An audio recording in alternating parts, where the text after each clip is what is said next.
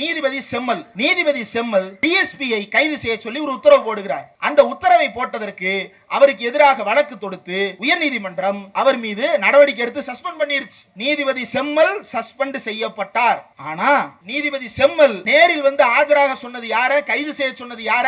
DSP, ஒரு மாவட்டத்தினுடைய காவல்துறை துணை கண்காணிப்பாளர். அவரை கைது செய்ய சொன்னதுக்கு நீதிபதி செம்மலை இன்றைக்கு பதவி நீக்கம் செய்திருக்கிறது நீதித்துறை. ஆனால் தமிழ்நாட்டினுடைய தலைமை செயலாளரையே நேர்ல வர்றியா இல்லையான்னு மிரட்டின ஒருத்தருக்கு எதிராக கேஸ் போட்டோம்னா இந்த இழுத்துக்கிட்டு இருக்கிறான். ஜி.ஆர். சாமிநாதனுக்கு எதிரான வழக்கு உச்சநீதிமன்றத்தில் இப்போது வரை விசாரணைக்கு வந்ததா? ஜி.ஆர். சாமிநாதன் என்கின்ற ஒரு நீதிபதிக்கு எதிராக தமிழ்நாடு அரசு தொடுத்த வழக்கு இன்றைக்கு வரைக்கும் உச்சநீதிமன்றத்தால் விசாரணைக்கு எடுத்துக் கொள்ளப்படாமல் நிறுத்தி வைக்கப்பட்டிருக்கிறது. ஆனால் தமிழ்நாட்டில் ஒரு மாவட்ட நீதிபதியாக இருக்கக்கூடிய செம்மல் என்கின்ற நபர் ஒரு நாள் அவர் மீது வழக்கு, மறுநாள் அவர் சஸ்பென்ஷன். ஏன்? நீதிபதி செம்மல் பார்ப்பனர் அல்லாதவர். அந்த ஒன்றை தவிர வேறு என்ன காரணம் இருக்கிறது? நீதிபதி கர்ணன் என்று ஒருத்தர் இருந்தார், உச்சநீதிமன்றத்தினுடைய நீதிபதி. உச்சநீதிமன்றத்தில் திருட்டு பயல்களா இருக்கிறாங்க, திருடி திங்கிறாங்க, உழைக்காம திங்கிறானுங்க, ஊழல் பண்றானுங்க அப்படின்னு குற்றச்சாட்டு வச்சார். அவருக்கு என்ன தெரியுமா பரிசு கொடுத்தது இந்த நீதித்துறை? அவரை பைத்தியம் என்று முத்திரை குத்தி வெளியேற்றியது. அவர் மனநலம் சரியில்லாதவர் என்று சொன்னார்கள்.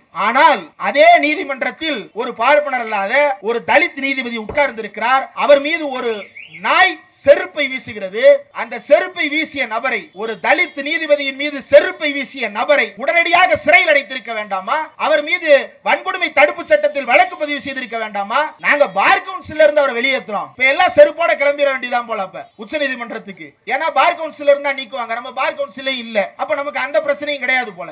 உச்சநீதிமன்றத்தின் மாண்பை கெடுக்கின்ற வகையில் இந்தியாவினுடைய இரண்டாவது தலித் நீதிபதி ஒருத்தர் மீது இப்படி செருப்பு தூக்கி வீசி இருக்கிறாங்க உச்சநீதிமன்ற தலைமை நீதிபதி மீது.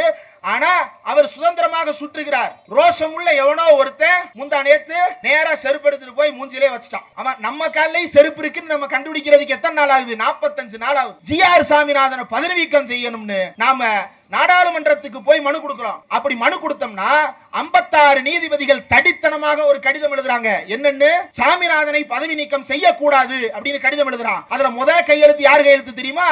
இந்த ஆதர்ஸ் கோயல் கையெழுத்து தான். ஜி.ஆர். சாமிநாதன் சாருக்கு இந்த ஒரு பாட்டு கூட வரும், ரத்த கொதிப்பு மாமனாருக்கு ரத்த கொதிப்பு அப்படின்னு ஒரு பாட்டு வரும், கேட்டிருப்பீங்க. அப்படின்னு நான் சொல்லிங்க, அட்வொகேட் சீனியர் அட்வொகேட் மகேஷ் அப்படின்னு ஒருத்தர் இன்னைக்கு ஜெயச்சந்திரன் பெஞ்சில வாதாடுறாரு. அவர் என்ன சொல்றாரு தெரியுமா? அவர் யாருக்காக வாதாடுறாரு? தர்கா தரப்புக்காக வாதாடுறாரு. ஆனா அவர் ஒரு ஹிந்து பை நேம் இல்லையா? மகேஷ்ன்றது என்ன பேரு? மகேஷ் வந்து வாதாடுறாரு. வாதாடும் போது மகேஷ் சொல்றாரு, மை லார்ட், பிரிலிமினரி அப்ஜெக்ஷன் ஒன்னு இருக்கு. சாமிநாதன் சார் பெஞ்சில இப்படி ஒரு வழக்கு விசாரணைக்கு வரும்போது நான் பிரிலிமினரி அப்ஜெக்ஷன் ரைஸ் பண்றேன். பிரிலிமினரி அப்ஜெக்ஷன் ரைஸ் பண்ணா நான் தான் முதல்ல பேசணும். ஆனா என்னைய பேச அனுமதிக்கல. நான் காரணம் கேட்டேன். அதுக்கு என்ன சொன்னாருன்னா, அந்த வீடியோ கான்ஃபரன்சிங் ஆஃப் பண்ணு. அவர் ஆன்லைன்ல அப்பியர் ஆகுறாரு. அந்த வீடியோ கான்ஃபரன்சிங் ஆஃப் பண்ணுட்டாரு. ஏங்க ஆஃப் பண்றீங்கன்னு கேட்டா, எனக்கு ஹை சுகர், ஹை பிபி, எனக்கு ரத்தம் கொதிக்குது. நேத்தே அவர் என்னை டென்ஷன் பண்ணிட்டாரு. ரத்த கொதிப்பு ஜிஆர்எஸ்க்கு ரத்த கொதிப்பு அப்படின்ட்டு தனக்கு தானே சொல்லிட்டு வீடியோ கான்ஃபரன்சிங் ஆஃப் பண்ணிட்டார். தர்கா தரப்பு வழக்கறிஞரை வாதாட விடாமல், தர்கா தரப்பு வாதங்களை கேட்காமல் இருட்டடிப்பு செய்வதனுடைய நோக்கம் என்ன? ஒன்னே ஒண்ணுதான். இப்போ அந்த லிபரான் கமிஷன் ஒன்னு இருக்குது, அதை எடுத்து நம்ம பேசுறோம்ல. அதுல லிபரான் என்ன சொல்லி இருக்கிறாரு? அயோத்தியை யாரு இடிச்சா அதெல்லாத்தையும் குறிப்பெடுத்து பேசுறோம்ல. இது மாதிரி தர்கா தரப்பு என்ன வாதத்தை முன் வச்சதுன்றது எதிர்காலத்துக்கு தெரியக்கூடாது என்கின்ற நோக்கத்தோடு இருட்டடிப்பு செய்திருக்கிறார்களா என்கின்ற கேள்வியை மக்கள் கேட்கிறார்கள். சாமிநாதன் சார் பதில் சொல்லுங்க. 92ல அகில பாரத அதிவக்து பரிஷத்தை ஆரம்பிச்சிட்டாங்க. 94ல சாமிநாதன் சார் தமிழ்நாட்டின் பிரதிநிதியா அந்த மாநாட்டில் கலந்துகிட்டாரு. இன்னைக்கு வரைக்கும் அந்த அகில பாரத அதிவக்து பரிஷத் இவருக்கு துணை நிற்கிறது. இப்படி நீதித்துறை அவர்கள் ஆட்சி செய்து கொண்டிருக்கிறார்கள். மக்களால் தேர்ந்தெடுக்கப்பட்டு வாக்களித்து முதலமைச்சராக அமர வைக்கப்பட்டவருக்கு என்ன மதிப்பு என்கின்ற கேள்வியை தமிழர்கள் எழுப்புவதற்கான நேரம் இதுதான். தமிழ்நாட்டினுடைய சட்டப்பேரவையின் இறையாண்மையை நாடாளுமன்றம் எப்படி கேள்வி கேட்கலாம் என்பது ஒரு பக்கம் இருக்கட்டும், நீதிமன்றத்தில் இருக்கக்கூடிய ஒருவர் எப்படி கேள்வி கேட்கலாம்? ஒரு நீதிபதி எப்படி இந்த கேள்வியை கேட்கலாம்? அவருக்கு எப்படி இந்த அருகதை வந்தது? அவருக்கு எப்படி இந்த துணிச்சல் வந்தது? ஆர்டர் போடுறாரு. என்னன்னு? நாளைக்கே வரணும். யாரு? Chief secretary. இவர்தான் சிஎம். பக்கத்து ரூம்ல சீஃப் செக்ரட்டரி இருக்கிறாரு. கூப்பிட்டோனே வந்து நிப்பாரு. ஆனா இவ்வளவு துணிச்சலா பேசுறாரு. எப்படி பேசுறாரு? அவரே சொல்றாரு, இந்த வழக்குல நான் விசாரிக்கிறதுக்கு எந்த வாதத்தையும் நீ கொடுக்கல, நானே சொல்றேன் இந்த தீபத்தை ஏத்தணும்னு அவரே முடிச்சுக்கிட்டாரு வழக்க. ராம ரவிக்குமார் அது ஒரு தற்குறி. அந்த தற்குறிக்கு ஏது அறிவு வாதங்கள் வைப்பதற்கு? அறிவு இருந்தா சரி வேண்டாம். மதுரையில மீனாட்சி அம்மன் பல்லாக்குல ஊர்வலம் வருது. மேல யாரு நிக்கிறா? பட்டர் நிக்கிறாரு. அவர் மேல ஏன் நிக்கிறாருன்றது நமக்கு தெரியல. ஆனா நிக்கிறாரு. நம்ம ஆட்கள் ஏத்துக்கிறான். ஊர்வலம் வர்றாரு. வரும்போது பள்ளிவாசல் வருது. பள்ளிவாசலினுடைய வாசலை தாண்டும் போது பாய் நிப்பாட்டுறாரு. நிப்பாட்டி பட்டர் பானக்கம் குடிங்க. பானக்கம் தெரியும்ல, சர்பத்து மாதிரி வந்து பானக்கம் கறப்பாங்க. அது வந்து உடம்பு குளிர்ச்சியா இந்த துளசி, புளித்தண்ணி, எலுமிச்சம்பழம் இதெல்லாம் போட்டு கறப்பாங்க. கரைச்சு நல்ல ஜிலு ஜிலுன்னு இருக்கும். குடிக்கிறதுக்கு குடிச்சுக்கிட்டே இருக்கலாம். ஓரா குடிச்சா வகுத்தால போயிடும். இப்ப ஐயருக்கு வந்து ஒரு கிளாஸ் எடுத்து கொண்டு போய் சாமி குடி சாமி அப்படின்னு இவரு கொடுக்க, அவர் வாங்கி பானக்கம் குடிக்க, பானக்கத்து கொடுத்ததுக்கு கைமாறா அந்த பட்டர் செஞ்ச செயல் தான் பல சங்கிகளை இன்றைக்கும் தமிழ்நாட்டுல பட்டர் கூட இப்படி இருக்கிறாங்களே அப்படின்னு கதற விடுது. என்னன்னு, பட்டர் மீனாட்சி அம்மன் கழுத்துல இருக்கிற மாலை எடுத்து பாய்க்கு கொடுக்குறாரு. இந்தாங்க பாய் அப்படின்னு பாய் கழுத்துல, பாய் சந்தோஷமா வாங்குறாரு. யாருக்கு எந்த தடையும் கிடையாது. இப்படிப்பட்ட ஊர்ல வந்து இந்து முஸ்லிம் கலவரத்தை ஏற்படுத்தணும்னு ஒருத்தன் உட்கார்ந்து இருக்கிறான். அவன் எவ்வளவு பெரிய விலங்கா வெட்டியா இருப்பான். தொடர்ந்து தமிழ்நாடு முழுவதும் ஜாதி ஒழிப்புக்கு பிரச்சாரம் செய்ய வேண்டிய வேலையை தந்தை பெரியார் நமக்கெல்லாம் கொடுத்துவிட்டு போயிருக்கிறார். சமீபத்தில் நடந்து கொண்டிருக்கின்ற சில விஷயங்களிலிருந்து நாம் பல்வேறு பொருள்களை பேச வேண்டி இருக்கிறது. இன்றைக்கு கூட சென்னை உயர்நீதிமன்றத்தினுடைய மதுரை கிளையில் நீதிபதி ஜி.ஆர். சாமிநாதன் அவர்கள் கொடுத்த தீர்ப்புக்கு எதிராக நீதிபதிகள் ஜெயச்சந்திரன் மற்றும் கே ராமகிருஷ்ணன் ஆகியோர் அமர்வில் இரண்டாவது நாளாக மேல்முறையீட்டு மனு விசாரணை நடைபெற்றுக் கொண்டிருக்கிறது. அந்த விசாரணையில் கோயில் தரப்பு, தர்கா தரப்பு என்று தமிழ்நாடு அரசு சார்பான வழக்கறிஞர்கள் என்று பலரும் தங்களுடைய வாதங்களை முன்வைத்து பேசிக் கொண்டிருக்கிறார்கள். இந்த வாதங்களை எல்லாம் பேசிக் கொண்டிருக்கும் பொழுது சில விஷயங்களை நாம் நினைத்து பார்க்க வேண்டி இருக்கிறது. இங்கிருக்கிற எல்லாருமே யேசுதாஸ் பாடின கரிவராசனம் பாட்டை மாசத்துக்கு ஒருக்கையாவது கேட்டுருவோம். பக்தியின் காரணமாகவா? இல்லை. அந்த பாட்டை கேட்டதுனால நாமெல்லாம் நாத்திகர்கள், கருப்பு சட்டைக்காரர்கள், தந்தை பெரியார் வழியில் வந்தவர்கள், இப்படி ஒரு பக்தி பாடலை யேசுதாஸ் பாடி இருக்கிறாரே அப்படின்னு யேசுதாஸ் மேல கோபப்படுவோமா? அல்லது அந்த பாட்டின் மீது கோபத்தை காட்டுவோமா? பாட்டு புரியுதோ இல்லையோ, கேட்கறதுக்கு நல்லா இருக்குப்பா அப்படின்னு அமைதியா கேட்டு போயிடுவோம். இந்த இணக்கமான சூழல் இந்தியாவில் வேறு எங்கும் கிடையாது. தென்னாட்டில் மட்டும்தான் இருக்கிறது. அதிலும் குறிப்பாக தமிழ்நாட்டில் மட்டும்தான் இருக்கிறது. கேரளாவில் கூட இல்லை. இயேசுதாஸை இயேசுதாஸாகவே ஏற்றுக்கொள்ளுகின்ற மனப்பக்குவம் கேரளாவில் இருக்கின்ற பெரும்பான்மை மக்களுக்கு இருக்கலாம். ஆனால் அங்கும் சில அமைப்பை சேர்ந்தவர்கள் சர்ச்சை செய்து கொண்டிருக்கிறார்கள். ஹிந்து ஐக்கிய வேதி என்ற ஒரு அமைப்பு இருக்கிறது. அந்த ஹிந்து ஐக்கிய வேதி அமைப்பை சேர்ந்தவர்கள், இது நிழல் இராணுவங்கள் அப்படின்ற புத்தகத்தில் திரேந்திர ஜா எழுதியிருக்கிறார். தமிழ்ல சிந்தன் அவர்கள் மொழிபெயர்ப்பில் அது வெளியாகி இருக்கிறது. ஷேடோ ஆர்மிஸ், தமிழ்ல நிழல் இராணுவங்கள். அதில் அந்த ஹிந்து ஐக்கியவேதி அமைப்பை சேர்ந்தவர்கள் யேசுதாஸ் கோவிலுக்கு செல்வதற்காக அனுமதி கேட்கிறார்.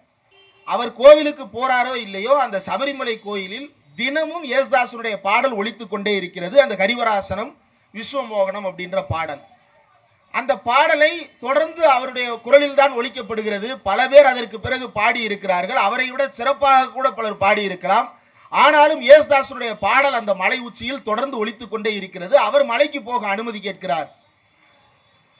அப்படி கேட்கும் பொழுது அவருக்கு எதிராக அந்த ஹிந்து ஐக்கியவேதி என்கின்ற அமைப்பு, இதே போல நீ அந்த நாட்டில் இருக்கக்கூடிய அந்த மத நிறுவனத்தில் போய் கேட்பாயா, இந்த நாட்டில் இருக்கக்கூடிய இந்த நிறுவனத்தில் போய் கேட்பாயா என்று யேசுதாஸே கேள்விக்குட்படுத்தினார்கள். ஆனால் அப்போதும் கூட தமிழ்நாடு யேசுதாஸின் பக்கம் தான் நின்றது. இப்போதும் தமிழ்நாடு யேசுதாஸின் பக்கம் தான் நிற்கிறது. ஏன் இதை சுட்டிக்காட்டுகிறேன் என்றால், இந்த நல்லிணக்கமான மனநிலையை சிதைப்பதற்கு பல்வேறு ஊடுருவல்காரர்களை உருவாக்கி இருக்கிறார்கள். அந்த ஊடுருவல்காரர்கள் நேரடியாக RSS ஆல் அனுப்பப்பட்டிருக்கிறார்கள் என்று நாம் சொல்லும் போது, சும்மா எல்லாத்தையும் RSS சொல்லாதீங்கப்பா. நாடு முழுக்க இந்துக்கள் எழுச்சி நடைபெற்று இருக்கிறது. இந்துக்கள் தன்னெழுச்சியாக தங்களுடைய மதத்தை மீட்டெடுப்பதற்காக போராடுகிறார்கள். இந்துக்கள் தன்னெழுச்சியாக தங்களுடைய பாரம்பரிய பழக்க வழக்கங்களை மீட்டெடுக்க போராடுகிறார்கள். இந்துக்கள் தன்னெழுச்சியாக அமைப்பாக திரண்டு கொண்டிருக்கிறார்கள். இந்துக்கள் தன்னெழுச்சியாக மோடியை தேர்ந்தெடுக்கிறார்கள் என்றெல்லாம் சொல்லிக் கொண்டிருக்கிறார்கள். இந்த தன்னெழுச்சி என்பதில் பல்வேறு ஓட்டைகள் தொடர்ந்து விழுந்து கொண்டே இருக்கிறது. அது உண்மையிலேயே தன்னெழுச்சியாகத்தான் அவர்கள் திரண்டிருக்கிறார்களா, அல்லது அவர்கள் எப்படி திரட்டப்பட்டிருக்கிறார்கள் என்பதை பற்றி சமீபத்தில் வெளியான தி கேரவன் இதழ் ஒரு முக்கியமான கருத்தை வெளிப்படுத்தி இருக்கிறது. ஆர்எஸ்எஸ்ஐ பற்றி, சங் பரிவார் கும்பலை பற்றி தெருமுனையில் நின்று கொண்டு பேச வேண்டிய அவசியம் என்ன இருக்கிறது? அதுவும் ஒரு கோயிலுடைய வளாகத்திற்கு முன்னால் நின்று கொண்டு இதை பேசிக் கொண்டிருக்கிறோமே, ஏன் இதை பேச வேண்டி இருக்கிறது? ஏனென்றால் ஆர்எஸ்எஸ் என்பது நாம் நினைப்பது போல ஏதோ ஒரு வெளிநாட்டு அமைப்போ அல்லது நமக்கெல்லாம் அந்நியமான அமைப்பாகவோ அல்லாமல் அது வெவ்வேறு வடிவங்களில் நமக்குள்ளேயே ஊடுருவி நம் மக்களிடம் வெவ்வேறு பெயர்களில் போய் சேர்ந்திருக்கிறது. அப்படி வெவ்வேறு பெயர்களில் போய் சேர்ந்திருக்கக்கூடிய அந்த அமைப்பை அம்பலப்படுத்தாமல் நாம் ஆர்எஸ்எஸ்ஐ வீழ்த்த முடியாது. ஆர்எஸ்எஸ்ஐ வீழ்த்தாமல் நாம் ஓட்டு திருட்டை நிறுத்த முடியாது. ஆர்எஸ்எஸ்ஐ வீழ்த்தாமல் நாம் மோடி அரசை வீட்டுக்கு அனுப்ப முடியாது. ஆர்எஸ்எஸ்ஐ வீழ்த்தாமல் இந்தியாவில் சாதிக்கு எதிராக போராட முடியாது. ஆர்எஸ்எஸ்ஐ வீழ்த்தாமல் நாம் இந்தியாவில் சமத்துவத்திற்காக பேச முடியாது. ஆர்எஸ்எஸ்ஐ வீழ்த்தாமல் நாம் மனிதனாகவே வாழ முடியாது இந்த இந்திய நாட்டில் என்பதன் அடிப்படையில் ஆர்எஸ்எஸ்ஐ பொதுமக்களிடம் அம்பலப்படுத்த வேண்டிய கடமை நமக்கெல்லாம் இருக்கிறது. அந்த ஆர்எஸ்எஸ் மக்களிடம் என்ன வேலை செய்து கொண்டிருக்கிறது, எப்படி வேலை செய்து கொண்டிருக்கிறது? பொதுவாக ஒரு கருத்து இருக்கிறது. வடக்கில் இருக்கக்கூடிய அத்தனை பேரும் நாம் கூட பல நேரங்களில் கடந்த காலத்தில் அவர்களை கேலி கிண்டல் செய்தது உண்டு. என்னவென்றால், இங்க வர்றான், நல்ல வேலை பார்க்கறான், நல்ல சம்பாதிக்கிறான், பணத்தை எடுத்துட்டு போய் பீடாவை போட்டுட்டு மோடிக்கு ஓட்டு போட்டுறான் அப்படின்னு வட இந்திய தொழிலாளர்களை பார்த்து தமிழ்நாட்டில் இருக்கக்கூடிய பல தோழர்கள் கேலி கிண்டலாக பேசுவது உண்டு. ஆனால் அவன் ஏன் அந்த பாஜகவிற்கு வாக்களிக்கிறான்? வடக்கில் இருக்கக்கூடிய நம்முடைய சக பிற்படுத்தப்பட்ட தோழன், நம்முடைய சக தலித், நம்முடைய சக இந்தியன் ஏன் அங்கு போய் பாஜகவிற்கு வாக்களிக்கிறான்? அந்த பாஜக தானே அவனை வாழ வழியற்றவனாக தமிழ்நாட்டிற்கு ஓட ஓட விரட்டி அடித்தது. அதே பாஜகவிற்கு அவன் ஏன் வாக்களிக்கிறான் என்றால், ஆர்எஸ்எஸ் தத்துவங்களை நேரடியாக அவன் மனதில் ஏற்றுக்கொண்ட காரணத்தால் அவன் வாக்களிக்கிறானா என்றால் இல்லை. ஆனால் ஆர்எஸ்எஸ் மறைமுக ஏஜென்ட்களின் மூலமாக நடத்தப்படுகின்ற பல திரிகல்வாத அமைப்புகளின் மூலமாக அவன் ஏதோ ஒரு வகையில் பாஜகவின் பக்கத்தில் போய் நிறுத்தப்படுகிறான். அது அவனுக்கே தெரியாமல் நடக்கிறது. தமிழ்நாட்டிலும் அப்படியான வேலைகளை நடத்த தொடங்கி இருக்கிறார்கள். அதனுடைய ஒரு வெளிப்பாடுதான் கோயம்புத்தூரில் இருக்கக்கூடிய ஒரு கல்லூரியில் சிந்து சரஸ்வதி நாகரிகம் என்ற பெயரில் சரஸ்வதி என்று ஒரு நதி இருப்பதாக இந்தியாவின் பூகோள வரலாற்றில் எங்குமே அடையாளம் கிடையாது, ஆதாரம் கிடையாது. ஆனால் சிந்து நதிக்கு அடியில் ஓடுகிறது சரஸ்வதி நதி என்று கூறுகிறார்கள். சிந்து நதிக்கு அடியில் ஓடுனா அதுக்கு பேர் நிலத்தடி நீராகத்தான் இருக்க முடியும், அதுக்கு சரஸ்வதி என்று பெயர் இருக்க முடியாது. சரஸ்வதி என்று பெயர் வைத்து இல்லாத நதியை இட்டுக்கட்டி சிந்து சமவெளி நாகரிகத்தை ஆரிய நாகரிகமாகவும் பார்ப்பன நாகரிகமாகவும் மாற்றி எழுதுகின்ற வேலையை செய்கிறார்கள். அதனுடைய ஒரு வெளிப்பாடு கடந்த ஆண்டு இதே டிசம்பர் 14ஆம் தேதி சென்னை பல்லாவரத்தில் சிந்து சமவெளி நாகரிகம் குறித்து ஒரு முக்கியமான பொதுக்கூட்டம் நடத்தப்பட்டது. அந்த பொதுக்கூட்டத்திலும் இதே கருத்தை பேசியிருக்கிறேன். அதே நாளில் இன்றைக்கும் மறுபடியும் சொல்கிறேன், சிந்துவெளி நாகரிகத்தில் கண்டெடுக்கப்பட்ட சின்னங்கள் என்ன மொழி எழுத்துக்கள் என்று யாருக்கும் தெரியாது. ஆனால் அந்த எழுத்துக்கள் சமஸ்கிருத எழுத்துக்கள் என்று நிர்மலா சீதாராமன் நாடாளுமன்றத்திலேயே பொய் சொல்லுகிறார். இப்படி கதையாடல்களை உருவாக்குகின்ற போலியான புராண கதைகளை கட்டவிழ்த்து விடுகின்ற கூட்டத்தார் தமிழ்நாட்டிற்குள்ளும் ஊடுருவ தொடங்கி இருக்கிறார்கள். அப்படிப்பட்ட ஊடுருவல்களில் ஒன்றுதான் திருப்பரங்குன்றம் விவகாரத்தில் ராம ரவிக்குமார் என்ற பெயரிலும் நடக்க தொடங்கி இருக்கிறது. இந்த ராம ரவிக்குமார் என்ற நபர் இதற்கு முன்னால் இந்து முன்னணி, இந்து மக்கள் கட்சி என்று பல்வேறு அமைப்புகளில் இருந்தவர்.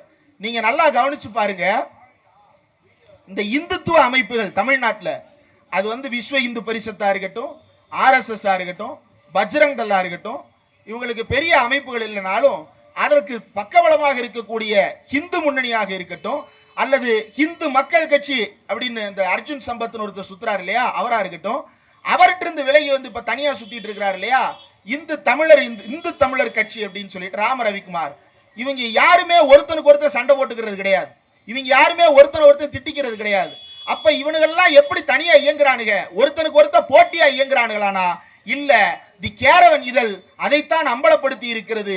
என்னவென்றால் ஆர்எஸ்எஸ் என்கின்ற அமைப்பு நேரடியாக மக்களை தங்களுடைய ஆர்கனைசேஷனுக்கு ரெக்ரூட் பண்ணி ஆர்கனைசேஷனை வளர்க்கிற அமைப்பு கிடையாது.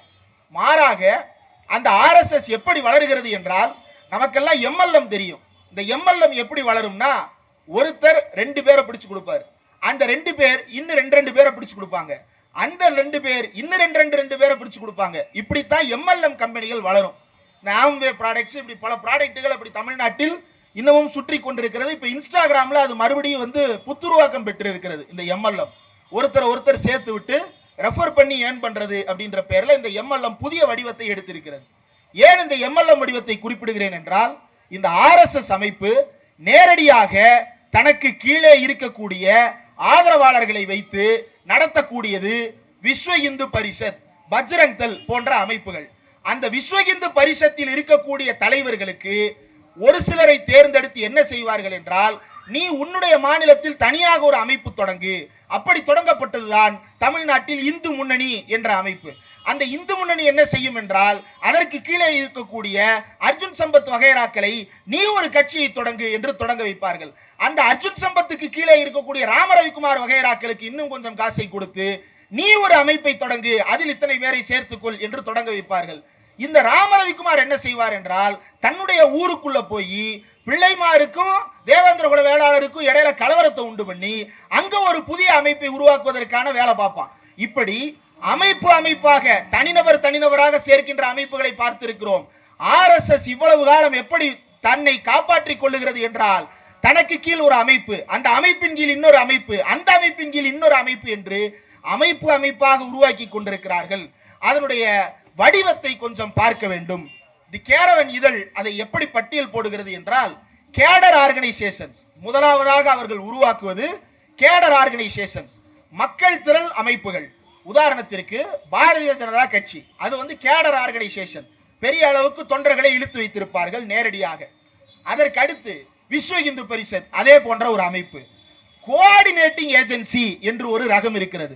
இந்த கோஆர்டினேட்டிங் ஏஜென்சி என்ன செய்யும் என்றால், மூல அமைப்பான ஆர்எஸ்எஸ்க்கும் கிளை அமைப்பான இந்து முன்னணிக்கும் நடுவில் பண பரிவர்த்தனைகளை கவனிக்கின்றதற்காக ஒரு அமைப்பை உருவாக்குவார்கள். இந்த அமைப்பு எங்கிருந்து செயல்படும் என்றால், அமெரிக்காவில் ஹூஸ்டன் நகரத்தில் ஒரு ஸ்டார் பைப்லைன் அப்படின்ற ஒரு கம்பெனி இருக்கு. அந்த கம்பெனியை இந்தியாவை சேர்ந்த ரமேஷ் பட்டூடா என்கின்ற நபர் நடத்துகிறார். இந்த ரமேஷ் பட்டூடான்ற நபர் ஸ்டார் பைப்லைன் கம்பெனி நடத்துற அதே அட்ரஸ்ல தான் ஹெச்எஸ்எஸ் ஒரு அமைப்பு நடத்துறார்.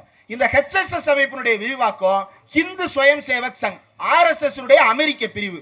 அதே அலுவலகத்தில் விஸ்வ இந்து பரிஷத் ஆஃப் அமெரிக்கா என்று விஎஸ்பியினுடைய அமைப்பையும் அதே அலுவலகத்தில் நடத்துறாரு. இது ரெண்டை மட்டும்தான் நடத்துறாரா என்றால் கிடையாது. அதே இடத்தில் வைத்து யோகா வகுப்புகளை நடத்துவார், அதே இடத்தில் வைத்து ஆயுர்வேத வகுப்புகளை நடத்துவார். ஒரே வீடு தான், ஆனா அந்த ஒரு வீட்டுக்குள் இருந்து கிட்டத்தட்ட 20க்கும் மேற்பட்ட அமைப்புகளை அந்த நபர் நடத்தி வருகிறார். இங்கிருந்து அமெரிக்காவுக்கு அனுப்பி வைக்கப்பட்டு அமெரிக்காவில் இருக்கக்கூடிய அரசியல்வாதிகளை எல்லாம் தங்களுடைய அமைப்பிற்கான ஆட்களாக மாற்றுகின்ற வேலையை ஹிந்துஸ் ஃபார் அமெரிக்கா என்கின்ற அமைப்பை வைத்து அங்கும் நடத்தி கொண்டிருக்கிறார்கள். ஏன் அமெரிக்கா வரைக்கும் போறேன்னா, இவர்கள் பணம் பண்ணுகின்ற விதம். நீங்க ராம ரவிக்குமார்னு ஒருத்தர் சுத்துறாரு, இப்படி கேஸ் நம்ம தோழர்களும் தான் எத்தனை பேர் கேஸ் நடத்துறாங்க. நம்ம கிட்ட கொஞ்சம் காசு இருந்ததுன்னா எத்தனையோ வழக்குகள் நடத்தி முடிச்சுட்டு போயிருந்திருப்போமே. இன்னைக்கும் கோர்ட்டுக்கு நடையா நடந்துகிட்டு இருக்கிறோம். ஏன்? நம்மிடம் பொருளாதாரம் அவ்வளவு நெருக்கடியா இருக்கு. ஆனா இந்த ராம ரவிக்குமார் என்ன வேலை பார்க்கிறாருன்னு உங்க யாருக்காவது தெரியுமா? திருப்பரங்குன்றம் மலை உச்சியில் போய் நான் விளக்கேற்ற போகிறேன் என்று ராம ரவிக்குமார் என்ற நபர் ஜிஆர் சாமிநாதன் என்கின்ற நீதிபதியிடம் மனு போடுகிறார். அந்த ஜிஆர் சாமிநாதனிடம் மனு போடுவதற்கு ராம ரவிக்குமாருக்கு எங்கிருந்து வந்தது காசு? அந்த நபர் என்ன தொழில் செய்கிறார்? எந்த நிறுவனத்தில் வேலை பார்க்கிறார்? எதுவும் கிடையாது. அங்க இருக்கக்கூடிய மக்களை ஏமாற்றி காசை பிடுங்கி விளக்கேற்றுகிறேன் என்கின்ற பெயரில் வயிறு வளர்த்து கொண்டிருக்கின்ற கூட்டம். இப்படியாக மக்களை ஏமாற்றுகின்ற கூட்டத்தை ஒரு பக்கம் வளர்த்து கொண்டே இருப்பது. அடுத்து என்னன்னா, கேம்பெயின் ஆர்கனைசேஷன்ஸ். இந்த கோஆர்டினேட்டிங் ஏஜென்சிஸை தாண்டி பிரச்சாரத்திற்கென்றே தனியான அமைப்புகளை உருவாக்குவது. அடுத்து முன்னணி அமைப்புகள், ரகசிய அமைப்புகள், ஷோபீஸ் ஆர்கனைசேஷன் என்று மக்களை ஏமாற்றுவதற்கான ஒரு ஆர்கனைசேஷன்ஸை நடத்துவது, பயிற்சி முகாம்களை நடத்துவது, அறிவு முகாம்களை நடத்துவது, கடைசியாக சம்பந்தமே இல்லாத ஒரு இடம் இருக்கும். அந்த இடம் தான் இவனுக்கான மூலதனமே.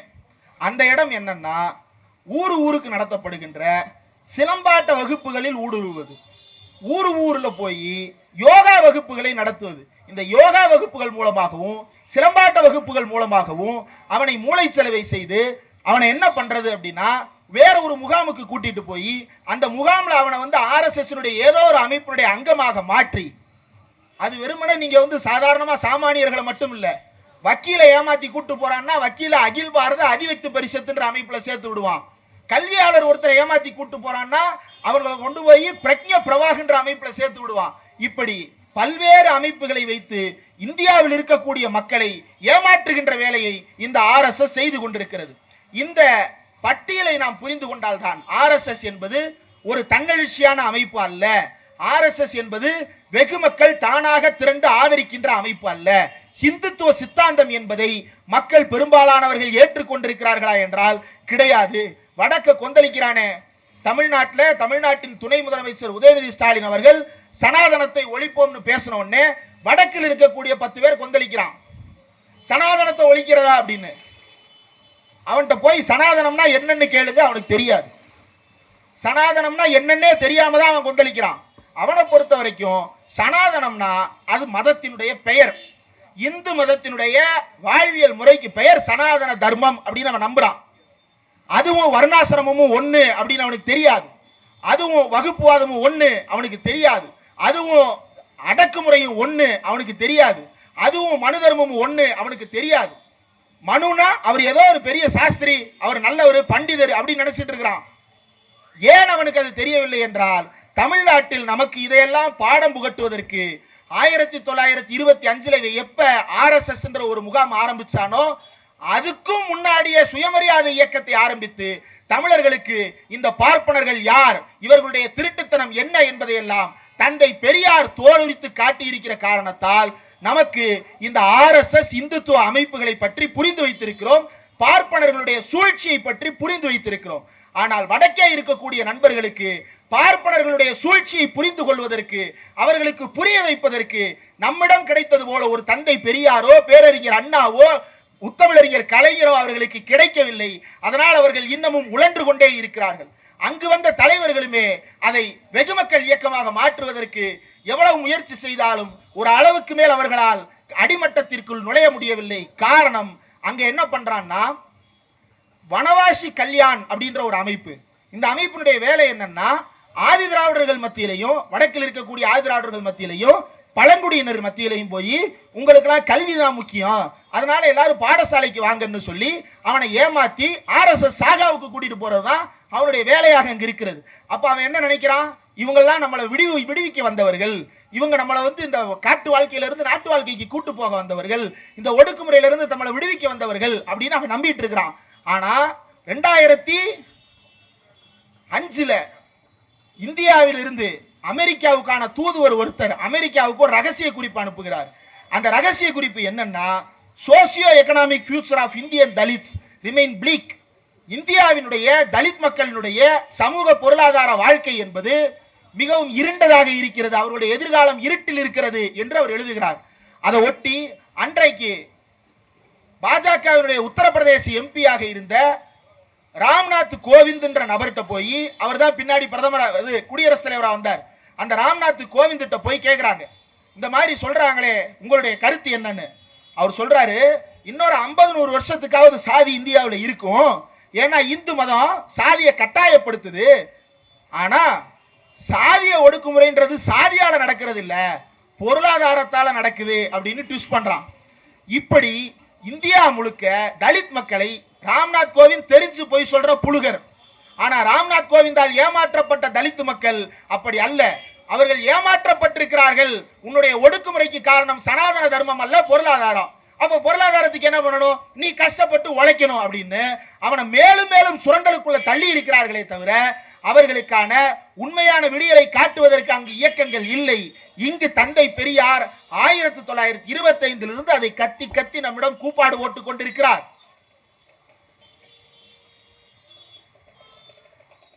1939-40களில் தந்தை பெரியார் எல்லோரும் ஒன்று சேர வேண்டும் என்ற தலைப்பில்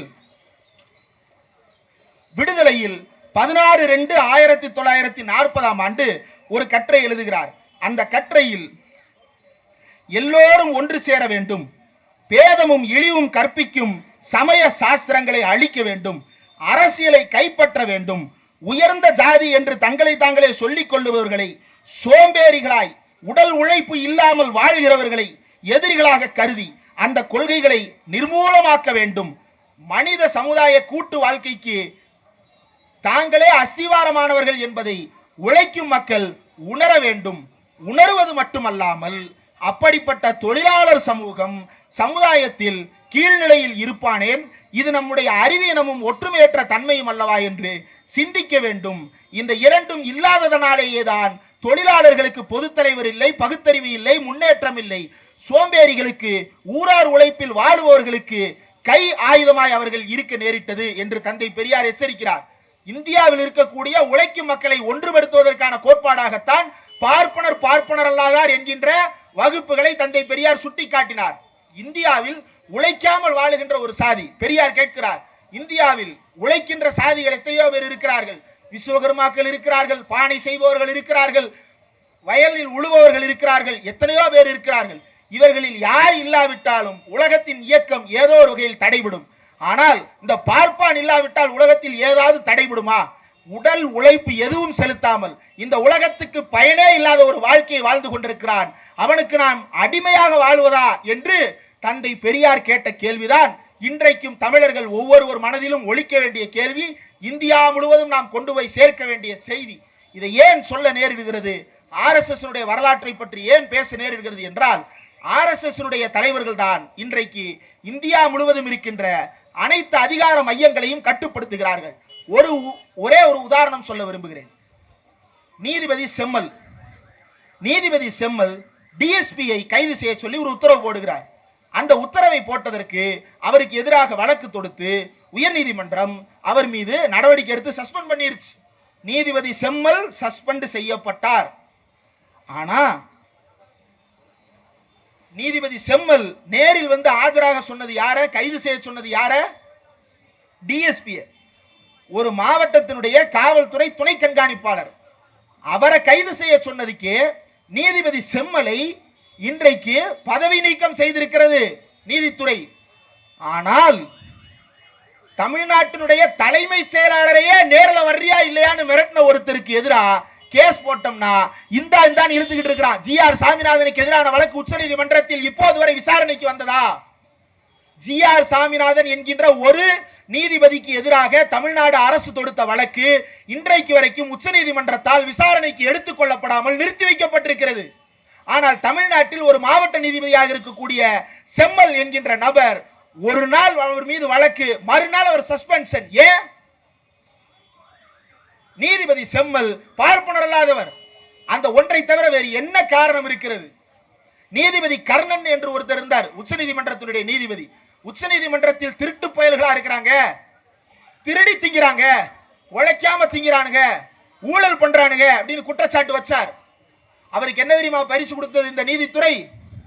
அவரை பைத்தியம் என்று முத்திரை குத்தி வெளியேற்றிய, அவர் மனநலம் சரியில்லாதவர் என்று சொன்னார்கள். ஆனால் அதே நீதிமன்றத்தில் ஒரு பார்ப்பனர் அல்லாத ஒரு தலித் நீதிபதி உட்கார்ந்து இருக்கிறார். அவர் மீது ஒரு நாய் செருப்பை வீசுகிறது. அந்த செருப்பை வீசிய நபரை, ஒரு தலித் நீதிபதியின் மீது செருப்பை வீசிய நபரை உடனடியாக சிறையில் அடைத்திருக்க வேண்டாமா? அவர் மீது வன்கொடுமை தடுப்பு சட்டத்தில் வழக்கு பதிவு செய்திருக்க வேண்டாமா? நாங்க பார் கவுன்சில இருந்து அவரை வெளியேற்றுறோம். இப்ப எல்லாம் செருப்போட கிளம்பிட வேண்டியதான் போல அப்ப உச்ச நீதிமன்றத்துக்கு. ஏன்னா பார் கவுன்சில இருந்தா நீக்குவாங்க, நம்ம பார் கவுன்சிலே இல்ல, அப்ப நமக்கு அந்த பிரச்சனையும் கிடையாது போல. உச்ச நீதிமன்றத்தின் மாண்பை கெடுக்கின்ற வகையில் இந்தியாவினுடைய இரண்டாவது தலித் நீதிபதி ஒருத்தர் மீது இப்படி செருப்பு தூக்கி வீசி இருக்கிறாங்க, உச்ச நீதிமன்ற தலைமை நீதிபதி மீது. ஆனா அவர் சுதந்திரமாக சுற்றுகிறார். ரோஷம் உள்ள எவனோ ஒருத்தன் முந்தா நேத்து நேரா செருப்பு எடுத்துட்டு போய் மூஞ்சிலே வச்சுட்டான். அவன் நம்ம காலையும் செருப்பு இருக்குன்னு நம்ம கண்டுபிடிக்கிறதுக்கு எத்தனை நாள் ஆகுது? 45 நாள் ஆகுது. அவன் செருப்பு எடுத்ததுக்கு பிறகு உனக்கு மட்டும்தான் செருப்பு எடுக்க தெரியுமா, என் காலையும் செருப்பு இருக்குடான்னு நம்மளுக்கு யோசனை வர்றதுக்கே 45 நாள். அந்த பார்ப்பன வக்கீலுக்கு கவலையே கிடையாது. அவன் சொல்றான், சாமி உத்தரவிட்டது, நான் செருப்பு தூக்கி போட்டேன்னு. எங்களுக்கெல்லாம் சாமி என்னென்னமோ உத்தரவு போடுற மாதிரி கனவு வருது, எல்லாத்தையும் நிறைவேற்றிடலாமா?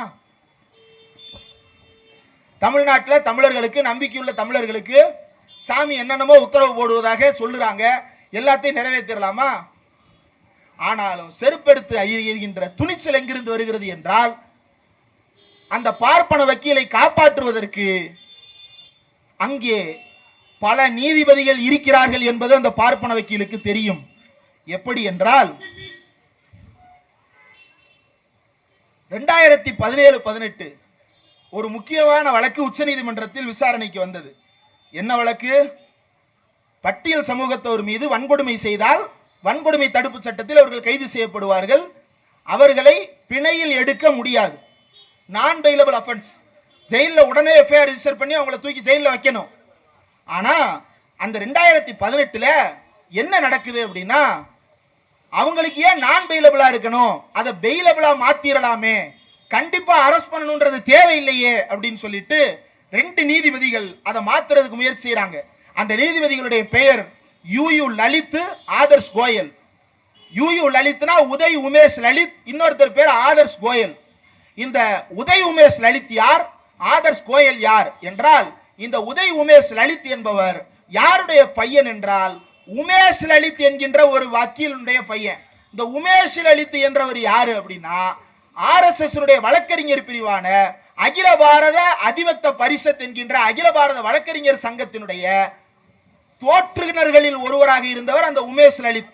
அவருடைய பேரன் தான் இந்த உதய் உமேஷ் லலித். அந்த ஏபிஏபி என்ற அமைப்புக்கு முதல் பொதுச் செயலாளர் யார் என்றால் ஆதர்ஷ் கோயல் அப்படின்ற நபர். இந்த 2 பேரும் சேர்ந்துதான் பட்டியல் சமூகத்தவருக்கு எதிராக குற்றம் செய்பவர்களை உடனடியாக விடுதலை செய்ய வேண்டும் என்று ஒரு சட்டத்தை திருத்த முயற்சி செய்தார்கள். அதற்கு எதிராக ஜிக்னேஷ் மேவானி போன்றவர்கள் தேசிய அளவில் போராட்டங்களை முன்னெடுத்து அதற்கு பிறகு தடுத்து நிறுத்தப்பட்டது. ஏன் இந்த ஆதர்ஷ் கோயல் என்ற நபர் பேரை சம்பந்தம் இல்லாம சொல்றேன்னா, ஜிஆர் சாமிநாதனை பதவி நீக்கம் செய்யணும்னு நாம நாடாளுமன்றத்துக்கு போய் மனு கொடுக்கிறோம். அப்படி மனு கொடுத்தோம்னா 56 நீதிபதிகள் தடித்தனமாக ஒரு கடிதம் எழுதுறாங்க. என்னன்னு, சாமிநாதனை பதவி நீக்கம் செய்யக்கூடாது அப்படின்னு கடிதம் எழுதுறான். அதுல முதல் கையெழுத்து யார் கையெழுத்து தெரியுமா? இந்த ஆதர்ஷ் கோயல் கையெழுத்து தான். இந்த ஆதர்ஷ் கோயல் எப்படிப்பட்ட நபர்? 1992 ஆகஸ்ட் மாசம் ஏபிஏபி என்ற அமைப்பு தொடங்கப்படுது. கரெக்டா டிசம்பருக்கு 3 மாசம் முன்னாடி, அதாவது பாபர் மசூதியை இடிக்கிறதுக்கு 3 மாசம் முன்னாடி ஆர்எஸ்எஸ் தனக்கென்று ஒரு வழக்கறிஞர் பிரிவை தோற்று வைக்கிறது. அந்த வழக்கறிஞர் பிரிவினுடைய முதல் பொதுச் செயலாளர் ஆதர்ஷ் கோயல். அப்போது ஒரு வழக்கறிஞர் அந்த பாபர் மசூதி இடிக்கப்பட்ட செய்தியை கேட்டவுடன் ஜனநாயக கருத்துமிக்க வழக்கறிஞர்கள் கொந்தளித்து போய், ஐயையோ சுப்ரீம் கோர்ட் பார் அசோசியேஷன் என்ன செய்யுது, இதுக்கு எதிராக நாம போராடணும்னு அங்க உச்சநீதிமன்ற வளாகத்துக்கு உள்ள இருக்கக்கூடிய இந்தியன் லா இன்ஸ்டிடியூட்டை நோக்கி திடுன்னு ஓடுறாங்க போராட்டம் பண்றதுக்கு. உள்ள போறான் ஒரு தடி தாண்டவராய, அங்க ஸ்வீட் கொடுத்து கொண்டாடிட்டு இருக்கிறான். அவன் பேரு ஆதர்ஷ் கோயல். அந்த ஆதர்ஷ் கோயல் மீது இவ்வளவு பெரிய புகார்கள் இருக்கு. பாபர் மசூதி இடிக்கப்பட்டதை உச்சநீதிமன்ற வளாகத்திற்கு உள்ளேயே உட்கார்ந்து இனிப்பு கொடுத்து கொண்டாடிய நபர் இப்போ ரிட்டையர் ஆயிட்டார். 2018 ரிட்டையர் ஆயிட்டார். எப்படி ரிட்டையர் ஆனாரு? உச்சநீதிமன்ற நீதிபதியாக ரிட்டையர் ஆனாரு. அவர் எப்படி உச்சநீதிமன்ற நீதிபதி ஆனாரு? 2004 அவரை நீதிபதியா மாத்துறதுக்கு ஒன்றிய அரசாங்கம் முடிவு செய்யும் போது இன்டெலிஜென்ஸ் பியூரோன்னு சொல்லக்கூடிய உளவுத்துறையிடமிருந்து அவருக்கு உளவுத்துறையிடமிருந்து ரெக்கார்ட் பண்ணுவான் எல்லாத்தையும். நமக்கு தெரியும், இங்க கூட இருப்பாங்க, கேமரா எடுத்துட்டு வந்தாங்களா எடுக்காம வந்தாங்களான்னு தெரியல. உளவுத்துறையை சேர்ந்தவர்கள் எல்லா நீதிபதிகளுக்கும் ரெக்கார்டு கொடுப்பாங்க.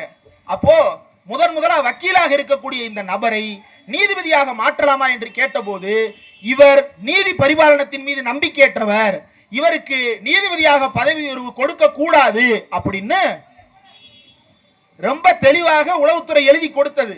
ஆனா 2004 அன்றைய பாஜக அரசு அதையும் மீறி மொத்தம் 5 பேருக்கு இவங்களை பதவியில நியமிக்க கூடாதுன்னு உளவுத்துறை தகவல் கொடுக்குது. அந்த 5 பேர்ல அவ்வளவு பேரை தூக்கி விட்டுட்டு இவர் ஒருத்தருக்கு மட்டும் போஸ்டிங் போட்டான். போஸ்டிங் போட்டது எதுக்கு? உள்ளுக்குள்ள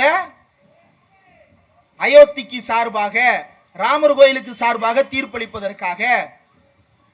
எப்போதெல்லாம் ஆர்எஸ்எஸ் பாஜக சார்பாக வழக்கு வருகிறதோ அந்த வழக்குகளில் இருந்து ஆர்எஸ்எஸ் பாஜக காரர்களை காப்பாற்றுவதற்காக. அப்ப அவன் எங்க இருந்து வேலை பார்க்கறான்னு பாருங்க. இன்னைக்கு அந்த ஜட்ஜி ரிட்டையர் ஆகி போய் 10 வருஷம் ஆக போகுது. இன்னும் லெட்டர் எழுதுறான். என்னன்னு? சாமிநாதன் மீது நடவடிக்கை எடுக்காதேன்னு. அப்போ இவர்களை எல்லாம் இணைப்பது ஒன்றே ஒன்றுதான். என்ன? இவன் பாப்பான்றதை தவிர இவங்களுக்குள்ள வேற எந்த ஒற்றுமையும் கிடையாது. இந்தியா வாழ்க என்பதற்காக சொல்லுகிறார்களா? இல்லை. 1992 பாபர் மசூதி இடிக்கப்பட்டதற்கு பிறகு அந்த பாபர் மசூதி இடிக்கப்பட்டது குறித்து மன்மோகன் சிங் லிபரான் அப்படின்னு ஒரு நீதிபதி தலைமையில் ஒரு ஆணையம் அமைக்கப்படுது. அந்த ஆணையம் 2009 தான் தன்னுடைய விசாரணையை முடித்துவிட்டு எல்லாத்தையும் கொடுக்குது. அப்போ அந்த ஆணையம் என்ன சொல்லுது அப்படின்னா, எல்லார்ட்டையும் போய் ஸ்டேட்மெண்ட்ஸ் ரெக்கார்ட் பண்றாங்க. அப்படி ஸ்டேட்மெண்ட்ஸ் ரெக்கார்ட் பண்ணும்போது எல்கே அத்வானி, பாஜகவினுடைய மூத்த தலைவர்களில் ஒருவர், இப்படி ஒரு மேடையை போட்டு இங்க உட்காந்துக்கின்னு பாபர் மசூதி இடிக்கிறத இடிடா, நல்லா இடிடா, அங்க உடடா அப்படின்னு உட்காந்து இடிக்க விட்டு வேடிக்கை பார்த்த ஆள் யாரு? எல்கே அத்வானி. அந்த நபர் சொல்றாரு, இந்துத்துவா என்பது வெறுமனே இந்துக்களுக்கானது அல்லவா, அது என்னவா? இந்தியன்னஸ், இந்தியராக இருப்பவர்கள் எல்லோருமே இந்துத்துவாவா. இந்துத்துவா என்பது இந்தியாவில் இருக்கக்கூடிய அனைவருக்கும் பொருந்தும், அதற்கு மதமே கிடையாது அப்படின்னு எல்கே அத்வானின்ற நபர் பேசுறாரு. ஏன் இதை சொல்றாரு? உண்மையிலேயே இதை நம்புறானா? கிடையாது. நீங்க நல்லா கவனிச்சு பாருங்க. இந்துத்துவா என்பது எப்படிப்பட்டது என்று ஆர்எஸ்எஸ் கேட்டீங்கன்னா ஒன்னு சொல்லுவான், பிஜேபி கேட்டீங்கன்னா ஒன்னு சொல்லுவான், பஜ்ரங்கள்ட்ட கேட்டீங்கன்னா அவன் ஒன்னு சொல்லுவான், அர்ஜுன் சம்பத்தை கூட்டு கேட்டீங்கன்னா அவர் ஒன்னு சொல்லுவார், ராம ரவிக்குமாரை கூட்டு கேட்டீங்கன்னா அவன் ஒன்னு சொல்லுவான். இப்படி ஆளுக்கு ஒன்னு சொல்லுவான். ஏன் இதை வெவ்வேறு வகையில சொல்றான் அப்படின்னா, தன்னை வேறு வேறு நபர்கள் என்று காட்டிக்கொள்வது ஒண்ணு. ரெண்டாவது, இது பிடிக்காதவன் அதை பிடிச்சிருவான், அதை பிடிக்காதவன் இன்னும் இன்னொன்னு பிடிச்சிருக்கும், அதையும் பிடிக்காதவனுக்கு இன்னொன்னு பிடிச்சிருக்கும். எல்லாருக்கும் என்னென்ன பிடிக்குமோ எல்லா முட்டாயும் காட்டுறதுக்கு ஒரு பூச்சாண்டி ஏற்பாடு பண்ணி வச்சிருக்கிறான். அதுல தலைமை பூச்சாண்டி நாடாளுமன்றத்தில் உட்கார்ந்து இருக்கிறாரு. அந்த தலைமை பூச்சாண்டி தான் சுதந்திர தினத்துக்கு கொடியேற்றுவார். கொடியேற்றுறப்ப சொல்றாரு, ஆர்எஸ்எஸ் இந்தியாவின் மிகப்பெரிய என்ஜிஓ அமைப்பு அப்படின்னு அவர் பேசுறாரு. அந்த ஆர்எஸ்எஸ் பற்றி மன்மோகன் சிங் லிபரான் தன்னுடைய கட்டுரையில், தன்னுடைய ரிப்போர்ட்ல சொல்றாரு. என்ன சொல்றாருன்னா, to acquire necessary political legitimacy, தனக்கான அரசியல் ஏற்பை உருவாக்கி கொள்வதற்காக, and to lead the nation wide and country wide movement, India முழுவதும் கலவரத்தை மேற்கொள்வதற்காக, to acquire dominant positions in Indian politics, இந்திய அரசியலில் அதிகாரமிக்க பதவிகளை கைப்பற்றுவதற்காக பாஜகவும் விஸ்வ இந்து பரிஷத்தும் ஆர்எஸ்எஸும் வெவ்வேறு வகையான தோற்றங்களில் இயங்கினாலும் அவர்கள் அனைவரும் கடைசியில் சொல்லுவது, நாங்கள் தேசியவாதிகள், இந்த தேசம் பெரிது, இந்த தேசத்தை காப்பதற்காகத்தான் நாங்கள் உட்கார்ந்திருக்கிறோம் அப்படின்னு சொல்லுவான். தந்தை பெரியார் இதைத்தான் தோலுரித்தார். தேசியவாதம் என்பது அயோக்கியனின் கடைசி புகலிடம் என்று பெரியார் சொன்னதற்கு காரணம் அதுதான். இந்த தேசியவாதம் என்பதை எப்படி கட்டமைக்கிறார்கள் என்றால், அவன் ரொம்ப அழகா சொல்லுவான், நாங்க தான் முஸ்லீமை பத்தி எதுவுமே பேசலையே, நாங்க தான் இந்துக்களை மட்டும்தானே பேசுறோம், நாங்க முஸ்லீமை பத்தி பேசலன்றான், நாங்க கிறிஸ்டினை பத்தி பேசலன்றான். அப்ப உண்மையிலேயே முஸ்லீமையும் கிறிஸ்டினையும் ஏத்துக்கிறானா அந்த ஆர்எஸ்எஸ் காரன்னா? கிடையாது. எப்படி அதை கட்டமைக்கிறான்னா, சாதாரணமா உள்ள வந்து நமக்கு இந்துக்களுக்கு ஒரு கடமை இருக்கிறது. என்ன கடமை இருக்கு? நாம இந்தியாவை காப்பாற்றணும். ஏன் காப்பாற்றணும்? இந்தியாவுல வெள்ளக்காரன் நிறைய சூறையாடிட்டான், அதனால வெள்ளக்காரன் இருந்து காப்பாற்றணும். இப்பதான் வெள்ளக்காரன் போயிட்டானே, இப்ப யார்கிட்ட இருந்து காப்பாத்துறது? வெள்ளக்காரன் போயிட்டாலும் இன்னும் பல பேர் உள்ளுக்குள்ள இருக்கிறான், அவன்கிட்ட இருந்து நம்ம காப்பாற்றணும் அப்படின்னு இந்துத்துவ தத்துவத்தை இப்படித்தான் அவன் பரப்புறான். இப்படி பரப்பி ஆட்களை திரட்டி பாரத மாதாவை காப்பது நம்முடைய கோட்பாடு அப்படின்னு சொல்றான்ல. நீங்க போன வாரம் நாடாளுமன்றத்தில் ஒரு விவாதம் நடத்தினான். என்னன்னு, 150 ஆண்டுகள் வந்தே மாதரம் பாடலின் 150 ஆண்டுகள்னு ஒரு விவாதம் நடத்தினானே. அந்த விவாதத்தில் திரும்ப திரும்ப ஒன்று சொன்னாங்க, கவனிச்சீங்களா? ஜவஹர்லால் நேரு அதுல இருந்து 2 பத்தியை தூக்கிட்டாரு அப்படின்னு. எப்படி தமிழ்தாய் வாழ்த்து நாம பாடும்போது கன்னடமும் கலிதெலுங்கும் கவின்மலையாளமும் உதிரத்தே உதித்தெழுந்து ஒன்று போல வாயிடினும் ஆரியம் போல் உலக வள கழிந்தொழிந்து சிதையா அப்படின்ற அந்த வரியில நீக்கணும் இல்லையா? அதே மாதிரி வந்தே மாதரம்ன்ற பாட்டை ஏத்துக்கணும்னு பல இந்து தரப்பிடம் இருந்து கோரிக்கை நேருவிடம் போய் வைக்கிறார்கள். நேரு ரவீந்திரநாத் தாகூரை கூட்டி கேட்கிறாரு. தாகூர் என்ன சொல்றாரு? முதல் 2 பத்தி நல்லா தான் இருக்கு, பாரத மாதா பழம்பெரும் மாதா அப்படின்லாம் பேசுறான். 3வது பத்தியில தான் அவன் மூளையை காட்டுறான். 3வது பத்தியில அப்படிப்பட்ட பாரத மாதா யாருன்னா துர்கா தேவின்னு சொல்றான். அங்கதான் இந்துத்துவா வருது, அதை விட்டு மிச்ச லைனை ஏத்துக்கன்னு சொல்றாங்க. நேரு ஏத்துக்கிட்டாரு. 150 வருஷம் கழிச்சு வந்து கலவரம் பண்றான் பார்லிமெண்ட்ல. என்னன்னு, வந்தே மாதரம் பாடல்ல துர்கா தேவியை பற்றிய வரிகளை விட்டு விட்டார்கள் அப்படின்னு. அதே வந்தே மாதரம் வரிகளை ஏன் இப்ப திரும்ப திரும்ப சொல்றான் அப்படின்னா, அவன் தன்னை தேசியவாதி என்று காட்டிக்கொண்டே இருக்க விரும்புகிறான். அவன் செய்கின்ற அனைத்தும் தேசியவாதத்தை நோக்கமாக கொண்டது என்பதை காட்டிக்கொண்டே இருக்க விரும்புகிறான். ஆனால் ஏன் அதை திரும்ப திரும்ப சொல்றான்னா, அதுல மறைமுகமாக நீங்க நல்லா பாருங்க, பாரத மாதா சிலை இருக்கு, பாரத மாதா போட்டோ இருக்கு. பாரத மாதா போட்டோவுக்கு பின்னாடி ஒரு சிங்கம் ஒண்ணு நிக்கும், பாத்திருக்கீங்களா? சிங்கத்துக்கு என்ன வேலை?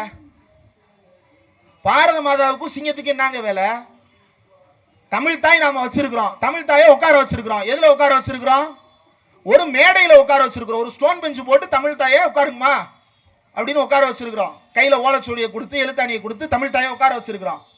பாரத மாதாவை ஏன் நிக்க வச்சிருக்கிறான்? நிக்க வச்சவன் ஏன் சிங்கத்தை பின்னாடி விட்டுருக்கிறான்னா, 1850களில் அந்த பாரத மாதான்ற தத்துவம் உருவான போது பாரத மாதா இஸ் ஈக்குவல் டு துர்கா தேவின்னு தான் வச்சிருந்தான். அதுக்கப்புறம் துர்கா தேவியை வச்சுக்கிட்டு நம்ம இங்க எல்லாத்தையும் நேரடியா பண்ண முடியாதுன்றதுனால துர்கா தேவிக்கு பேரை மாத்தி, துர்கா தேவினா இங்க யாராவது துர்கா தேவி இருந்துட போறாங்க, துர்க்கையம்மன், துர்க்கையம்மன்ற பேரை மாத்தி பாரத மாதான்னு வச்சுக்கிட்டான். இதுதான் அந்த சிங்கத்தோட கதை. கேட்டா விடுவான், ஒரு காலத்துல சிங்கம் தான் தேசிய விலங்கா இருக்கலாம்னு முடிவு பண்ணியிருந்தோம். சிங்கம்லாம் தேசிய விலங்குன்ற தத்துவம் இவனுக்கு தெரியறதுக்கு முன்னாடியே பின்னாடி சிங்கத்தை விட்டான். பாரத மாதாவுக்கு ஜூல வைக்க வேண்டிய சிங்கத்தை ஏன்டா மாதாவுக்கு பின்னாடி விட்டுருக்கீங்க? அப்போ அதற்கு காரணம் அதுதான். இந்துத்துவா தான் இந்தியா என்பதை அடையாளப்படுத்துவதற்காகத்தான் பாரத மாதா பொட்டு வைத்துக் கொண்டு நிற்கிறாள். பாரத மாதா சிங்கத்தின் மேல் உட்கார்ந்து இருக்கிறாள். அதை திரும்ப திரும்ப நினைவுபடுத்துறான். அப்போ பாரத மாதாவை காக்க வேண்டியது இந்தியர்களுடைய பொறுப்பு, அதாவது இந்துக்களுடைய பொறுப்பு. யாரிடமிருந்து? மற்றவர்களிடமிருந்து. மற்றவர் யாரு? அதை வெளிப்படையா சொல்ல மாட்டான், அதை ஊருக்கு ஒரு மாதிரி சொல்லுவான். அது எப்படி சொல்றான்னா, இதே ஜிஆர் சாமிநாதன் அப்படின்ற நபர் மும்பையில் யூனிஃபார்ம் சிவில் கோடுன்ற தலைப்புல இண்டோ அனாலிட்டிக்ஸ் அப்படின்ற ஒரு இணையதளத்துக்காக பேசியிருக்கிறார். யூடியூப் சேனல்ல அந்த உரை இருக்கிறது, போய் கேட்டு பாருங்க. அதுல ஒரு சொல்றாரு, மைனாரிட்டிகள் என்பவர்கள் யார் என்பது பற்றி இந்தியாவில் சரியான சிந்தனை தேவை அப்படின்னு எழுதுறாரு. எதுக்கு மைனாரிட்டியை பத்தி பேசுறாரு? சாமிநாதன் சாருக்கு மைனாரிட்டிகள் மேல அவ்வளவு பிரியமா அப்படின்னா விளக்குறாரு. என்ன விளக்குறாருன்னா, இந்தியாவில் 2 வகையான சிறுபான்மை இருக்கிறாங்களாம். ஒன்று சோட்டா சிறுபான்மை, இன்னொன்று படா சிறுபான்மை. அதாவது குட்டி மைனாரிட்டி, பெரிய மைனாரிட்டி அப்படின்னு 2ஆ பிரிக்கிறாரு. எதுக்கு சம்பந்தம் இல்லாம 2ஆ பிரிக்கிறாருன்னா, பிறகு சொல்றாரு, if minorities are too strong, மைனாரிட்டிகள் வலிமையானவர்களாக இருந்தால், for example Kanyakumari, I came from Tamil Nadu, in Kanyakumari Hindus are minority. கன்னியாகுமரியில் ஹிந்துக்கள் மைனாரிட்டி அப்படின்னு யார் சொல்றா? ஜிஆர் சாமிநாதன் சொல்றார். அரசியலமைப்பு சட்டப்படி தீர்ப்பு கொடுக்க வேண்டியவர். அரசியலமைப்பு சட்டம் டெல்லிக்கு மட்டும் பொருந்துவதா? அரசியலமைப்பு சட்டம் கன்னியாகுமரிக்கு தனியா ஏதாவது இருக்குதா? கொடுக்க சொல்லி கேட்டான், கொடுக்க மாட்டேன்றான். காஷ்மீருக்கு கொடுத்தான், கொடுத்ததையும் புடிங்கிட்டான். நீ அப்படி கன்னியாகுமரிக்கு தனியா ஒரு கான்ஸ்டிடியூஷன் வச்சு அந்த கான்ஸ்டிடியூஷன்ல பெரும்பான்மை யாரு சிறுபான்மை நாடுன்னு முடிவு பண்ணா வேற கதை. ஆனா அரசியலமைப்பு சட்டம் என்பது இந்தியா முழுவதும் யார் சிறுபான்மை, இந்தியா முழுவதும் யார் பெரும்பான்மை என்றுதானே கணக்கிடுது. ஏன்னா இந்தியர் என்ற அடிப்படையில் தான் இந்த நாட்டில் வாழ்றோம். கன்னியாகுமரிக்காரர் அப்படின்னு வாழ்றோமா? தமிழர் அப்படின்றதுனால இந்த நாட்டில் குடியிருக்க முடியுதா? கிடையாது. இந்தியர் என்கின்ற அடையாளத்தில் மட்டும்தான் இந்தியாவில் குடியிருக்க முடியும். அதான் அரசியலமைப்பு சட்டம். வேற எந்த அடையாளத்தோட இங்க இருக்க முடியாது. வேற நாட்டின் குடியுரிமை வைத்திருந்தால் நம்ம இந்திய குடியுரிமை தானாக பறிபோயிரும். அப்படிப்பட்ட நாட்டில் கன்னியாகுமரியில் இந்துக்கள் சிறுபான்மைன்னு ஒருத்தர் பேசுறாருன்னா அவருக்கு பின்னால் இருக்கக்கூடிய அரசியல் என்ன? அப்ப அவர் தமிழ்நாட்டின் மீது போர் தொடுக்கிறாருன்னு தான் அர்த்தம். அதை அவரே சொல்றாரு. we are facing an ideological war அப்படின்னு சாமிநாதன் சொல்றார். இது ஏற்கனவே பல கூட்டங்களில் சொல்லி இருக்கிறேன், ஆனால் நினைவுபடுத்த வேண்டி இருக்கிறது. அப்போ இந்தியாவில் எழுதப்படக்கூடிய ஒரு தீர்ப்பு சாதாரணமாக எழுதப்படுவது அல்ல. இந்தியாவில் குறிவைக்கப்படுகின்ற ஒரு இஸ்லாமியர் சாதாரணமாக குறிவைக்கப்படுவது அல்ல. இந்தியாவில் இந்துக்களே வாருங்கள் என்று வைக்கப்படுகின்ற முழக்கம் என்பது வெளிப்படையாக வெறுமன இந்துத்துவாவுக்கான அழைப்பு மட்டுமல்ல, அது எதிரில் இருப்பவர்களை படுகொலை செய்வதற்கான அழைப்பு. அதை மன்மோகன் சிங் லிபரான் தன்னுடைய அறிக்கையில் குறிப்பிடுகிறார். The self-proclaimed defenders of the Hindu religion abetted and demolished the structure Babri Masjid through their small-time street leadership. திடீரென்று உருவான தங்களுடைய தெருத்தலைமைகளின் பெயரால் இந்தியாவில் நிம்மதியாக வாழ்ந்து கொண்டிருந்த இஸ்லாமியர்களின் வாழ்க்கைக்கு நிரந்தர இடையூறு செய்கின்ற வகையில் இந்தியாவில் தங்களை சாமானியர்கள் என்று சொல்லிக் கொள்ளுகின்ற இந்துக்கள் தான் பாபர் மசூதியை இடித்தார்கள். அந்த கைகள் விஸ்வ இந்து பரிஷத்தினுடைய கைகள், அந்த கைகள் பஜ்ரங் தள்ளினுடைய கைகள், அந்த கைகள் RSS கைகள், அந்த கைகள் பாஜகவினுடைய கைகள், அந்த கைகள் இன்னும் பல பல்வேறு அமைப்புகளினுடைய கைகள். ஆனால் அந்த கைகளுக்கு உயிரை கொடுத்தது வாயை மூடிக்கொண்டு மௌனமாக இருந்த ஒவ்வொரு இந்துவும் தான் என்பதை நாம் மறந்துவிடக் கூடாது. தமிழ்நாட்டில் அப்படிப்பட்ட ஒரு வன்முறை வரலாற்றை உருவாக்குவதற்கு அவன் காத்துக் கொண்டிருக்கிறான். திருப்பரங்குன்றத்தின் வழக்கு 1ஆம் தேதி தீர்ப்பு, 2ஆம் தேதி தீர்ப்பு, 3ஆம் தேதி தீர்ப்பு, 4ஆம் தேதி. எதுக்கு, ஏன் இவ்வளவு வேகம்? ஏன்னா இன்னும் 2 நாள்ல 6ஆம் தேதி வந்துருமே. 6ஆம் தேதி என்ன தினம்? பாபர் மசூதி இடிக்கப்பட்ட தினம், கருப்பு தினம். அந்த கருப்பு தினத்தில் தமிழ்நாட்டினுடைய கருப்பு சட்டை வரலாற்றை அழித்து தமிழ்நாட்டையும் கருப்பு தினத்திற்குள் தள்ளுவதற்கான திட்டம் இருந்ததா என்கின்ற சந்தேகத்தோடு தான் நாம் இதை அணுக வேண்டும். இல்லாவிட்டால் நீங்கள் யோசித்து பாருங்கள். ராம ரவிக்குமார் என்கின்ற நபர் ஒரு வழக்கு போடுகிறார். அந்த வழக்கை 3 நாட்களில் விசாரித்து இதுல ஜிஆர் சாமிநாதன் சாருக்கு இந்த ஒரு பாட்டு கூட வரும். ரத்த கொதிப்பு மாமனாருக்கு ரத்த கொதிப்பு அப்படின்னு ஒரு பாட்டு வரும், கேட்டிருப்பீங்க. அப்படின்னு நான் சொல்லிங்க. அட்வொகேட், சீனியர் அட்வொகேட் மகேஷ் அப்படின்னு ஒருத்தர் இன்னைக்கு ஜெயச்சந்திரன் பெஞ்சில் வாதாடுறாரு. அவர் என்ன சொல்றாரு தெரியுமா? அவர் யாருக்காக வாதாடுறாரு? தர்கா தரப்புக்காக வாதாடுறாரு. ஆனா அவர் ஒரு ஹிந்து பை நேம் இல்லையா? மகேஷ்ன்றது என்ன பேரு? மகேஷ் வாதாடுறாரு. வாதாடும் போது மகேஷ் சொல்றாரு, மை லார்ட், பிரிலிமினரி அப்ஜெக்ஷன் ஒன்னு இருக்கு. சாமிநாதன் சார் பெஞ்சில் இப்படி ஒரு வழக்கு விசாரணைக்கு வரும்போது நான் பிரிலிமினரி அப்ஜெக்ஷன் ரைஸ் பண்றேன். பிரிலிமினரி அப்ஜெக்ஷன் ரைஸ் பண்ணா நான் தான் முதல்ல பேசணும். ஆனா என்னைய பேச அனுமதிக்கல. நான் காரணம் கேட்டேன். அதுக்கு என்ன சொன்னாருன்னா, அந்த வீடியோ கான்ஃபரன்சிங்க ஆஃப் பண்ணு. அவர் ஆன்லைன்ல அப்பியர் ஆகுறாரு. அந்த வீடியோ கான்ஃபரன்சிங்க ஆஃப் பண்ணுட்டாரு. ஏங்க ஆஃப் பண்றீங்கன்னு கேட்டா, எனக்கு ஹை சுகரு, ஹை பிபி, எனக்கு ரத்தம் கொதிக்குது. நேத்தே அவர் என்னை டென்ஷன் பண்ணிட்டாரு. ரத்த கொதிப்பு, ஜிஆர்எஸ்க்கு ரத்த கொதிப்பு அப்படின்ட்டு தனக்கு தானே சொல்லிட்டு வீடியோ கான்ஃபரன்சிங் ஆஃப் பண்ணிட்டார். தர்கா தரப்பு வழக்கறிஞரை வாதாட விடாமல், தர்கா தரப்பு வாதங்களை கேட்காமல் இருட்டடிப்பு செய்வதனுடைய நோக்கம் என்ன? ஒன்னே ஒண்ணுதான். இப்போ அந்த லிபரான் கமிஷன் ஒன்று இருக்குது, அதை எடுத்து நம்ம பேசுறோம்ல. அதுல லிபரான் என்ன சொல்லி இருக்கிறாரு? அயோத்தியை யாரு இடிச்சா அதெல்லாத்தையும் குறிப்பெடுத்து பேசுறோம்ல. இது மாதிரி தர்கா தரப்பு என்ன வாதத்தை முன் வச்சதுன்றது எதிர்காலத்துக்கு தெரியக்கூடாது என்கின்ற நோக்கத்தோடு இருட்டடிப்பு செய்திருக்கிறார்களா என்கின்ற கேள்வியை மக்கள் கேட்கிறார்கள். சாமிநாதன் சார் பதில் சொல்லுங்க. அவர் தான் வெளிப்படையா பேசுறாரு எல்லா இடங்கள்லயும். அவருக்கு உள்நோக்கம் கிடையாது, அவருக்கு வெளிப்படையான நோக்கம் தான். அருள்மொழியம்மா சொன்னது போல என்ன நோக்கம் அவர்தான் சொல்லிட்டாரு. மும்பையில போய் சொல்லி வந்திருக்கிறாரு. என்னன்னு? நாம தத்துவார்த்த போரில் இருக்கிறோம், நாம் கொள்கை யுத்தத்தில் இருக்கிறோம் சொல்லி இருக்கிறாரு. கொள்கை யுத்தத்துக்கு வந்துட்டீங்கல்ல, அப்ப கொள்கையா கேட்கிற கேள்விக்கு பதில் சொல்லுங்க. பதில் சொல்றாரோ கண்டம் எடுக்கிறாரோ அது அவர் பாடு. கண்டம் எல்லாம் பார்க்காத மாநிலம் இல்லை இது. தந்தை பெரியார்கிட்ட கண்டம்ட்டு கேஸ போட்டு அவரை தூக்கி உள்ள வச்சிடலான்னு கூப்பிட்டு போயிருக்கிறானுங்க. கூட்டிட்டு போனவர், ஐயா உங்களுக்காக யாராவது வாதாடுறாங்களா? இல்லைங்க, நான் அப்படி வக்கீல் வச்சலாம் வாதாடுறது இல்லைங்க. நீங்க சொன்ன அவதூறை நான் தாங்க செஞ்சேன், அதை நான் செஞ்சேன்னு முழுசா ஒத்துக்கிறேங்க. நீங்க வாய்ப்பு கொடுத்தா எனக்கு ஒரு 2 நாள் அவகாசம் கொடுங்க, 1 வாரம் அவகாசம் கொடுங்க, நான் ஒரு அறிக்கை மட்டும் தாக்கல் பண்ண நினைக்கிறேன்.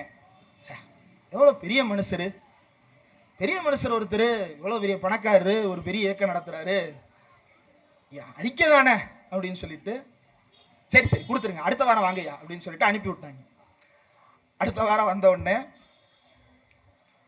பார்ப்பான் நீதிபதியாய் ஆட்சியாளனாய் வாழும் நாடு கடும்புலிகள் வாழும் காடே ஆகும். நான் புலிவேட்டைக்காக வந்திருக்கிறேன். நீங்கள் நீதிபதியாய் ஆட்சியாளனாய் இருக்கின்ற ஒரு நீதிமன்றத்தில் எனக்கு நீதி கிடைக்கும் என்கின்ற நம்பிக்கை, ஒரு பார்ப்பனர் அல்லாதவனுக்கு பார்ப்பனரால் நீதி கொடுக்க முடியும் என்கின்ற நம்பிக்கை எனக்கு துளியும் கிடையாது. தயவு செய்து எல்லா கோர்ட்டு வாசலின் முன்பும் இது பார்ப்பனர்களுக்கு மட்டும் நீதி வழங்கும் இடம் என்று மாட்டிவிட்டீர்கள் என்றால் எங்களை போன்ற சூத்திரர்கள் இந்த பக்கம் வராமல் எங்கள் வேலையை நாங்கள் பாட்டுக்கு பார்த்து கொண்டு இருப்போம். இந்தியாவின் நீதித்துறையில் இத்தனை ஆண்டுகால வரலாற்றில் எத்தனை பேர் பார்ப்பனர்கள் இருக்கிறார்கள், எத்தனை பேர் பார்ப்பனர் அல்லாதார் இருக்கிறார்கள், பார்ப்பனர் அல்லாதார் உள்ளே வந்தால் எப்படியெல்லாம் ஒடுக்கப்படுகிறார்கள், ஒரு கலெக்டர் பார்ப்பனர் அல்லாதாராக வந்தால் அவரை எப்படியெல்லாம் ஒடுக்குகிறார்கள், அதே நேரத்தில் ஒரு பார்ப்பான் எல்லா தவறும் செய்திருந்தாலும் அவனை எப்படியெல்லாம் விடுவிக்கிறார்கள். ஒரு கண்டம்ட்டுக்கு தான் கூப்பிட்டாங்க, 10 கண்டம்ட்டுக்கு உள்ள பேசிட்டு போயிட்டாரு. அதனால கண்டம்டெல்லாம் தமிழ்நாட்டில் கொள்கை வழக்குகளில் எடுபடாது, அது மேலும் பிரச்சாரத்திற்கு தான் போய் சேரும். அந்த பிரச்சாரம் எப்படிப்பட்டதாக இருக்கும் என்பதற்கு தமிழ்நாடே உதாரணம். அப்போ ஏன் இதையெல்லாம் குறிப்பிட வேண்டி இருக்கிறது, ஏன் நீண்ட நெடிய RSS வரலாற்றை பேசுகிறோம், ஏன் அயோத்தியில் என்ன நடந்தது என்பது பற்றி பேசுகிறோம் என்றால், இந்தியாவினுடைய நீதித்துறையில் எப்படி பார்ப்பனர்கள் கோலோச்சுகிறார்கள் என்பதற்காகத்தான் ஆதர்ஷ் கோயலின் உதாரணத்தை சொன்னேன். இன்னொரு உதாரணத்தையும் சொல்றேன். அந்த உமேஷ் லலித்தினுடைய தாத்தா அகில பாரத அதிவக்தி பரிஷத் உருவாக்கும் போது அவர்களுடைய நோக்கம் என்னன்னா, சித்பவன் பார்ப்பனர்களை உச்ச நீதிமன்றத்தின் தலைமை நீதிபதிகளாக நிரந்தர பீடத்தில் அமர வைக்க வேண்டும் என்பதுதான் அவர்களுடைய நோக்கம். அந்த நோக்கத்தை நிறைவேற்றுவதுதான் அவர்களுடைய வேலையாக இருந்தது. தேசாஸ்த பிராமணர்களும் சித்பவன் பார்ப்பனர்களும் மட்டும்தான் இங்கு ஆட்சி செய்ய வேண்டும் என்பதுதான் அவர்களுடைய நோக்கம். அந்த நோக்கத்தினுடைய வெளிப்பாடுதான் சந்திரசூட் உச்ச நீதிமன்ற தலைமை நீதிபதி ஆனது. அந்த நோக்கத்தினுடைய வெளிப்பாடுதான் உதய் உமேஷ் லலித் உச்ச நீதிமன்றத்தினுடைய தலைமை நீதிபதி ஆனது. இன்னும் பல நீதிபதிகள் இப்படித்தான் உருவாக்கப்பட்டிருக்கிறார்கள். இப்போது வரை தலைமை நீதிபதியை தாண்டி பல நீதிபதிகள் இப்படிப்பட்ட RSS பின்புலத்தோடு தான் இயங்குகிறார்கள். ஏன், நம்ம GR சாமிநாதனே உதாரணம். அவரே சொல்லி இருக்கிறாரு என்னன்னு. அதுக்கு முன்னாடி அயோத்தியை ஆய்வு செய்த அந்த மன்மோகன் சிங் லிபரான் அப்படின்ற ஜஸ்டிஸ் என்ன சொல்றாருன்னா, ஒரு முறை ஒருவர் RSS காரர் ஆகிவிட்டால் அவன் சாகின்ற வரைக்கும் RSS காரன் தான். RSS இருந்து அவன் முரண்பட்டாலும் சரி, RSS இருந்து அவன் பிளவுபட்டாலும் சரி, RSS இருந்து வேறு அமைப்பை உருவாக்கினாலும் சரி, அவன் கடைசி வரை RSS காரன் தான் அப்படின்றத RSS காரர்களே ஒப்புக்கொள்ளுகிறார்கள் அப்படின்னு மன்மோகன் சிங் லிபரான் தன்னுடைய அறிக்கையில் சுட்டி காட்டுகிறார். அதை யார் உறுதிப்படுத்துகிறார்? நம்முடைய GR சாமிநாதன் சார் உறுதிப்படுத்துகிறார். எப்படி உறுதிப்படுத்துகிறார்? அகில பாரத அதிவக்தி பரிஷத்தினுடைய 16வது தேசிய மாநாடு 2023 நடைபெறுகிறது. அதுல GR சாமிநாதன் பேசுவதற்கு கொடுத்த தலைப்பு டைம் ஃபார் பாரதிய ஜூரிஸ்ப்ரூடன்ஸ். அதுல அவர் பேசுறாரு, 1994ஆம் ஆண்டு இதே அகில பாரத அதிவக்தி பரிஷத்தினுடைய தேசிய மாநாட்டில் தமிழ்நாட்டின் பிரதிநிதியாக கலந்து கொண்டேன். அதை நான் பெருமையாக உணர்கிறேன். மொத்தம் 2 தலைமைகள், 2 வகையான செயல்பாட்டாளர்கள் இருக்கிறார்கள். ஒன்னு பௌதீக பிரமுகர்கள், கொள்கை தலைவர்கள், இன்னொன்னு காரியகர்த்தாக்கள். நான் காரியகர்த்தா. யார் சொன்னது? GR சாமிநாதன் சொன்னது. இதுக்கு யார் மேல கண்டெம்ட் போடுறது? அவரே அவர் மேல கண்டெம்ட் எடுத்துக்குவாரா? தெரியல. நீதிபதிகள் அவங்க மீதான பாலியல் வழக்கு அவங்களே விசாரிச்சுக்கிடும் பொழுது அவங்க மேல அவங்களே கண்டெம்ட் போட்டு நான் என்னை கண்டம் செய்யவில்லை என்பதை நானே கண்டெம்ட் எடுத்து விசாரித்து தீர்ப்பளித்துக் கொள்ளுகிறேன் எழுதினால் எழுதிக்கிடுவாங்க. இந்த பார்ப்பனர்கள் எதையும் செய்வதற்கு வல்லவர்கள். அப்போ தன்னை வெளிப்படையாக இந்த 94ல சாமிநாதன் போய் கலந்துகிட்டதா சொன்னார் இல்லையா, அகில பாரத அதிவக்தி பரிஷத் தேசிய மாநாட்டில். அந்த மாநாட்டின் தலைவர் யாருன்னா, இன்னைக்கு சாமிநாதனுக்கு ஆதரவாக லெட்டர் எழுதுறாரே ஆதர்ஷ் கோயல், அவர் தான் 1994 அந்த மாநாட்டின் தலைவர், அந்த அமைப்பினுடைய பொதுச் செயலாளர். அப்போ RSS சாமிநாதன் சார் எப்போ வழக்கறிஞர் தொழில் ஆரம்பிச்சார் நினைக்கிறீங்க? கரெக்டாக 91. 92ல அகில பாரத அதியுக்து பரிஷத்தை ஆரம்பிச்சிட்டாங்க. 94ல சாமிநாதன் சார் தமிழ்நாட்டின் பிரதிநிதியா அந்த மாநாட்டில் கலந்துகிட்டாரு. இன்னைக்கு வரைக்கும் அந்த அகில பாரத அதியுக்து பரிஷத் இவருக்கு துணை நிற்கிறது. இப்படி நீதித்துறை அவர்கள் ஆட்சி செய்து கொண்டிருக்கிறார்கள். மக்களால் தேர்ந்தெடுக்கப்பட்டு வாக்களித்து முதலமைச்சராக அமர வைக்கப்பட்டவருக்கு என்ன மதிப்பு என்கின்ற கேள்வியை தமிழர்கள் எழுப்புவதற்கான நேரம் இதுதான். தமிழ்நாட்டினுடைய சட்டப்பேரவையின் இறையாண்மையை நாடாளுமன்றம் எப்படி கேள்வி கேட்கலாம் என்பது ஒரு பக்கம் இருக்கட்டும், நீதிமன்றத்தில் இருக்கக்கூடிய ஒருவர் எப்படி கேள்வி கேட்கலாம்? ஒரு நீதிபதி எப்படி இந்த கேள்வியை கேட்கலாம்? அவருக்கு எப்படி இந்த அருகதை வந்தது? அவருக்கு எப்படி இந்த துணிச்சல் வந்தது? ஆர்டர் போடுறாரு, என்னன்னு நாளைக்கே வரணும். யாரு? Chief secretary. இவர் தான் சிஎம். பக்கத்து ரூம்ல சீஃப் செக்ரட்டரி இருக்கிறாரு. கூப்பிட்டோன்னே வந்து நிப்பாரு. ஆனா இவ்வளவு துணிச்சலா பேசுறாரு. எப்படி பேசுறாரு? அவரே சொல்றாரு, இந்த வழக்கில் நான் விசாரிக்கிறதுக்கு எந்த வாதத்தையும் நீ கொடுக்கல, நானே சொல்றேன் இந்த தீபத்தை ஏத்தணும்னு அவரே முடிச்சுக்கிட்டாரு வழக்க. ராமரவிக்குமார் அது ஒரு தற்குறி. அந்த தற்குறிக்கு ஏது அறிவு வாதங்கள் வைப்பதற்கு? அறிவு இருந்தா சரி, வேண்டாம். இப்படி இது ஒரு பக்கம் வெறுமன நீதித்துறை மட்டும். நீதித்துறை அல்லாமல் இந்தியாவினுடைய ஆட்சித்துறையில் இவர்கள் கோலோச்சுவதனுடைய ஒரு உதாரணம் தான் அண்ணாமலை மாதிரியான ஆட்கள் ஐபிஎஸ் அதிகாரிகளாக தேர்ந்தெடுக்கப்பட்டது. அருண்ராஜ் மாதிரியான ஆட்கள் ஐஆர்எஸ் அதிகாரிகளாக தேர்ந்தெடுக்கப்பட்டது.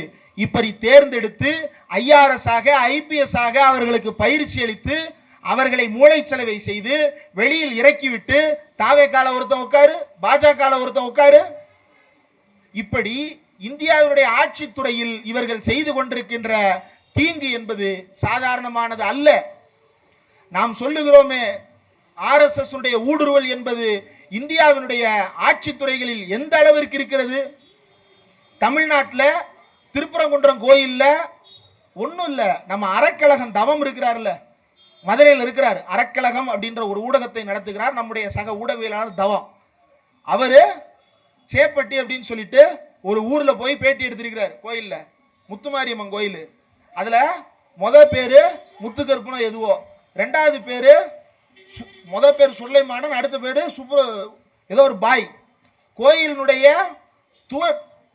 துவக்கி வச்சவங்களே யாரு? முஸ்லீம் சேர்ந்து தான் துவக்கி வச்சிருக்கிறான். அந்த கோயில் பூசாரி சொல்றாரு நாங்கெல்லாம் சேர்ந்துதான் கந்தூரி வெட்டுவோம்னு அந்த பூசாரி சொல்றாரு. இது அவனுக்கு எரிச்சலா இருக்குது. இவன் எப்படி ஒன்னா இருக்கிறான்? ஆனா பாருங்க, அவன் தேர்ந்தெடுத்திருக்கிறான் பாருங்க. மதுரையை போயா தேர்ந்தெடுப்பான் மத கலவரம் பண்றதுக்கு? ஏண்டா சங்கி பயலே, மதுரைன்றதுக்காக தனிப்பெருமை கிடையாது. ஆனா மதுரை இப்படி கண்ணு முன்னாடி நிகழ்த்தி காட்டி கொண்டிருக்கக்கூடிய ஊரு எதுடி? நீங்க சத்தியமா இதை தமிழ்நாட்டில் மற்ற ஊர்ல பார்க்க முடியுமான்னு தெரியல. மற்ற ஊர்லயும் இதே தான். ஆனா நீங்க எக்ஸாம்பிளா கண்ணு முன்னாடி பார்க்கறது மதுரையில பார்க்கலாம். இந்த சித்திரை திருவிழான்னு ஒன்று நடக்கும். அந்த திருவிழாவில் போன வருஷம் இந்த ஆதீனம்னு ஒருத்தர் சென்னைக்கு வந்தாரு. தொப்பி தாடி என்ன கொல்ல பார்த்தாங்க. பேசாம போப்பாங்கிட்டு நீ பாட்டுக்கு சும்மா இருக்கிற, உன்னை கொன்னு உன்னை பேசுவர்கள் ஆக்குற அளவுக்கு தமிழ்நாட்டில் எவன் முட்டா போயிருக்கான்னு எனக்கு தெரியல. யாராக இருந்தாலும் அவர்களுடைய உயிருக்கு பாதுகாப்பு வேணும், அதுல மாற்றுக்கிறது கிடையாது. அப்போ அந்த ஆதீனத்துக்கு பாதுகாப்பு எப்படி தேவை அப்படின்னா, டிரைவரை ஒழுங்கா ஓட்ட விடணும், அனத்தாம ஓட்ட விடணும். பின்னாடி உட்காந்துக்கிட்டு வேமா போ லேட் ஆகுது அப்படின்னு குத்திக்கிட்டே இருந்தா டிரைவர் எங்கிட்ட கோக்குமாக்க கொண்டு போய் விட்டுருவாரு. இப்போ இந்த ஆதீனம் சும்மாவே தொணன்றாரு. டிரைவரை என்ன பாடுபடுத்தினாரோ தெரியல. அப்போ இது முடிச்சிடறேன். என்ன நடக்குதுன்னா, மதுரையில மீனாட்சி அம்மன் பல்லாக்குல ஊர்வலம் வருது. மேல யார் நிக்கிறா? பட்டர் நிக்கிறாரு. அவர் மேல ஏன் நிக்கிறாருன்றது நமக்கு தெரியல. ஆனா நிக்கிறாரு, நம்ம ஆட்கள் ஏத்துக்கிறான். ஊர்வலம் வர்றாரு. வரும்போது பள்ளிவாசல் வருது. பள்ளிவாசலினுடைய வாசலை தாண்டும் போது பாய் நிப்பாட்டுறாரு. நிப்பாட்டி பட்டர் பானக்கம் குடிங்க. பானக்கம் தெரியும்ல, சர்பத்து மாதிரி பானக்கம் கறப்பாங்க. அது உடம்பு குளிர்ச்சியா அந்த துளசி, புளித்தண்ணி, எலுமிச்சம்பழம் இதெல்லாம் போட்டு கறப்பாங்க. கரைச்சு நல்ல ஜில்லுன்னு இருக்கும் குடிக்கிறதுக்கு. குடிச்சுக்கிட்டே இருக்கலாம். ஓரா குடிச்சா வகுத்தால போயிடும். இப்போ ஐயருக்கு ஒரு கிளாஸ் எடுத்து கொண்டு போய் சாமி குடி சாமி அப்படின்னு இவர் கொடுக்க, அவர் வாங்கி பானக்கம் குடிக்க, பானக்கத்து கொடுத்ததுக்கு கைமாறா அந்த பற்று செஞ்ச செயல் தான் பல சங்கிகளை இன்றைக்கும் தமிழ்நாட்டில் பற்று கூட இப்படி இருக்கிறாங்களே அப்படின்னு கதற விடுது. என்னன்னு, மீனாட்சி அம்மன் கழுத்துல இருந்த மாலை எடுத்து பட்டருக்கு போட்டாரு.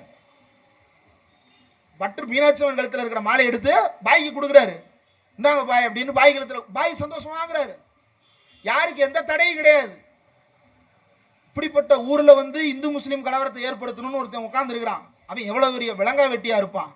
ஆனா இதை செய்யறதுக்கான துணிச்சல் எங்க வருதுன்னா, லோக்கல்ல இருக்கக்கூடிய அதிகாரிகள் அவன் என்ன பண்றான், பீஸ் கமிட்டி மீட்டிங் போட்டு கருதிங்க கூடாதுன்றான். மதுரையில் இருக்கிறவன் எல்லாருக்கும் தெரியும் அங்க கருதிங்கிறது, ஆனா கருதிங்க கூடாது அப்படின்னு போடுறான். அந்த அதிகாரிகள் வருகின்ற துணிச்சல். நீதி சாமிநாதன் சொல்றாரு, நானே நேரில் போய் பார்த்துட்டு வந்து அங்கதான் விளக்கெல்லாம் ஏத்தலான்றாரு. அந்த விளக்கெல்லாம் ஏத்தலான்னு சொன்னது தான் இன்னைக்கு ஹெச்ஆர்என்சி ஜாயின்ட் கமிஷனர் சார்பா இன்னைக்கு தான் அவர் பேசுறத முதல்ல கேட்டேன். சீனியர் அட்வொகேட் என் ஜோதி அவர் பேரு. யுவர் ஆனர், நான் ஜாலியா ஒன்று தமிழ்ல சொல்லிக்கவா? சொல்லுங்க. கோர்ட்டுக்கு வந்துன்னு இருந்தேன்.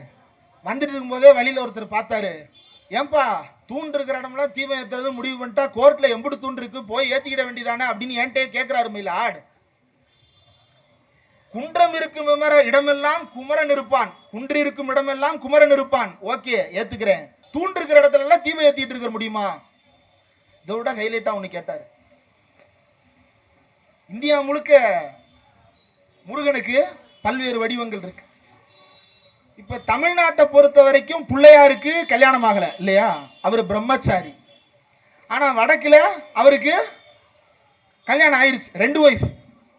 அதே மாதிரி முருகனுக்கு தமிழ்நாட்டில் 2 ஒய்ஃப், நார்த்தில் 1 தான். அங்க வள்ளி குறமகள் கதை கிடையாது. நீங்க சங்க இலக்கியம்லாம் பார்த்தீங்க அப்படின்னா வள்ளி தான் இருக்கும், தெய்வானை இருக்காது. புராணத்தின் வழியாக தெய்வானையும் இலக்கியங்களின் வழியாக வள்ளி குறத்தையும் முருகனுக்கு திருமணம் செய்கிறார்கள். அது ஒரு ஏற்பாடு. இந்த திருமணத்தில் 2 மனைவி, நார்த்தில் 1 மனைவி, தெய்வானை மட்டும்தான். 2 மனைவி இருக்குன்றதுக்காக எல்லா இடத்துலையும் 2 இடத்துல விளக்கு ஏற்றிக்கிட்டு இருக்க முடியுமா அப்படின்னு சொல்லிட்டு, ஏன்னா 2 வீடு 2 விளக்கு அப்படின்னு கேட்கிறாரு. நீதிபதி என்ன பதில் சொல்றது, ஆடித்தான் போய் நிற்கிறாரு. தமிழ்நாட்டுடைய வாதங்களை கேட்டு இந்த வாதத்தை நம்ம ரொம்ப சாதாரணமாக கடந்து போறோம்ல, எவ்வளவு இயல்பா எடுத்துக்கிறோம். வள்ளி திருமணம்னு ஒரு நாடகம் நடக்கும் ஊர் பக்கம்லாம். அதெல்லாம் பார்த்தீங்க அப்படின்னா அந்த கேலி கிண்டல் பண்ணுவான் முருகனை. என்ன முருகா லைட்டர் வேணுமா? வள்ளி திருமண நாடகத்துல முருகன் வந்தவொடனே என்ன முருகா லைட்டர், என்னப்பா அப்படி பேசுற, அடிப்பதாயா பீடி பிடிச்சுக்கிட்டு இருந்தா. அதாவது அந்த நபரை மேடல ஏத்தி கலாய்க்கிறாரு. நீ போட்டிருக்கிற கெட்டப்லாம் 2வது, நீ யார் எனக்கு? இப்போ இத புதிய விபாலன் தோழர் வந்து மேடையில ரொம்ப ஜாலியா பிரசன்ட் பண்றாரு. தமிழ்நாடு ரசிக்குது இல்ல, இந்த ரசனையே அவனுக்கு எரிச்சலா இருக்குது. இந்த கலையை ரசிப்பதே அவனுக்கு எரிச்சலாக இருக்கிறது. இந்த எரிச்சலினுடைய வெளிப்பாடு தமிழ்நாட்டில் இந்த பார்ப்பனர் அல்லாதார் என்கின்ற உணர்வை மழுங்கடிப்பதற்காக தமிழ்நாட்டில் இருக்கின்ற சாதி எதிர்ப்பு உணர்வுகளை, ஒரே ஒரு உதாரணம், எனக்கு முன்னாடி பேசின 2 பேருமே சொன்னாங்க. என்ன சொன்னாங்க? தமிழ்நாட்டில் பேருக்கு பின்னால் சாதி போடுவது இல்லை. எந்த கவர்மெண்டாவது அரசாணை போட்டு உங்களை சாதி போடாதீங்கன்னு சொல்லுச்சா? எந்த கவர்மெண்டாவது சாதி பேரை போட்டா உனக்கு சர்டிபிகேட் கொடுக்க மாட்டேன்னு சொல்லுச்சா? கிடையாது. சாதி பேரை வச்சிருக்கிற இன்னும் 2 பேர் தான் செய்யறான். அவன் எப்படி சர்டிபிகேட் வாங்குறான்? தந்தை பெரியார் சுயமரியாதை மாநாட்டில் போட்ட தீர்மானத்தை மட்டுமே மனதில் கொண்டு தமிழர்கள் சாதியை பெயர்களில் இருந்து விட்டு ஒழித்தார்கள். இது பெரிய சாதனை. மற்ற மாநிலங்கள்ல அரசாணையே போட்டால் இது நடக்காது. ஆனா பெரியார் சொன்னார் என்கின்ற காரணத்தால் தமிழ்நாடு சாதி பட்டங்களை ஒழித்தது. பெரியார் சொன்னார் என்கின்ற காரணத்தால் தமிழ்நாடு இன்றைக்கும் தன்மானத்தோடு தலை நிமிர்ந்து நிற்கிறது.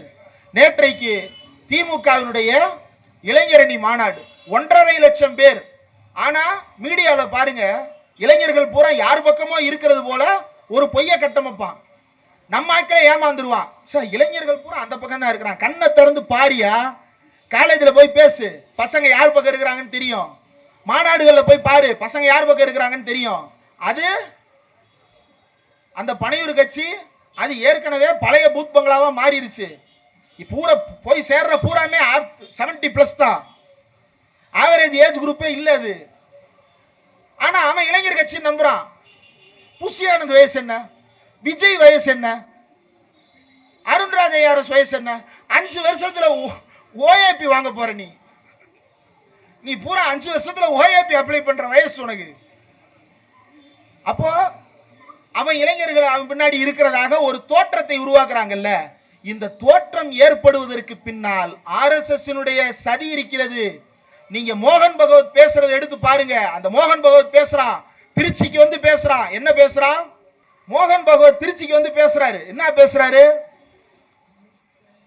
இந்துக்கள்ல 4 வகை இந்துக்கள் இருக்கிறாங்களாம். ஒன்னு, those who proudly declare it, பெருமையாக சொல்லிக் கொள்ளுபவர்கள். இன்னும் சிலர் உணர்கிறார்கள் ஆனால் சொல்ல மாட்டார்கள். இன்னொரு தரப்பு என்னன்னா, அவர்களுக்கு தெரியும் அவர்கள் இந்துக்கள்னு, ஆனா தங்களை இந்தியன்னு சொல்லிக்குவாங்க. இன்னும் ஒரு சிலர் இருக்கிறாங்க தங்க அடையாளமே தெரியாதவங்க அப்படின்னு. இந்துத்துவாவினுடைய 4 வகைப்பாடுகள்னு மோகன் பகவத் பேசுறான். பெரியார் 4 வகையை 3 வகையா சுருக்கி சொல்லிட்டாரு. கடவுளை வணங்குபவன், சொல்லுங்க நான் மட்டும்தான் கண்டம்டா, வாங்க கூட வாங்க. கடவுளை வணங்குபவன், கடவுளை கடவுளை பரப்பியவன், கடவுளை கும்பிடுபவன், சொல்லுங்க.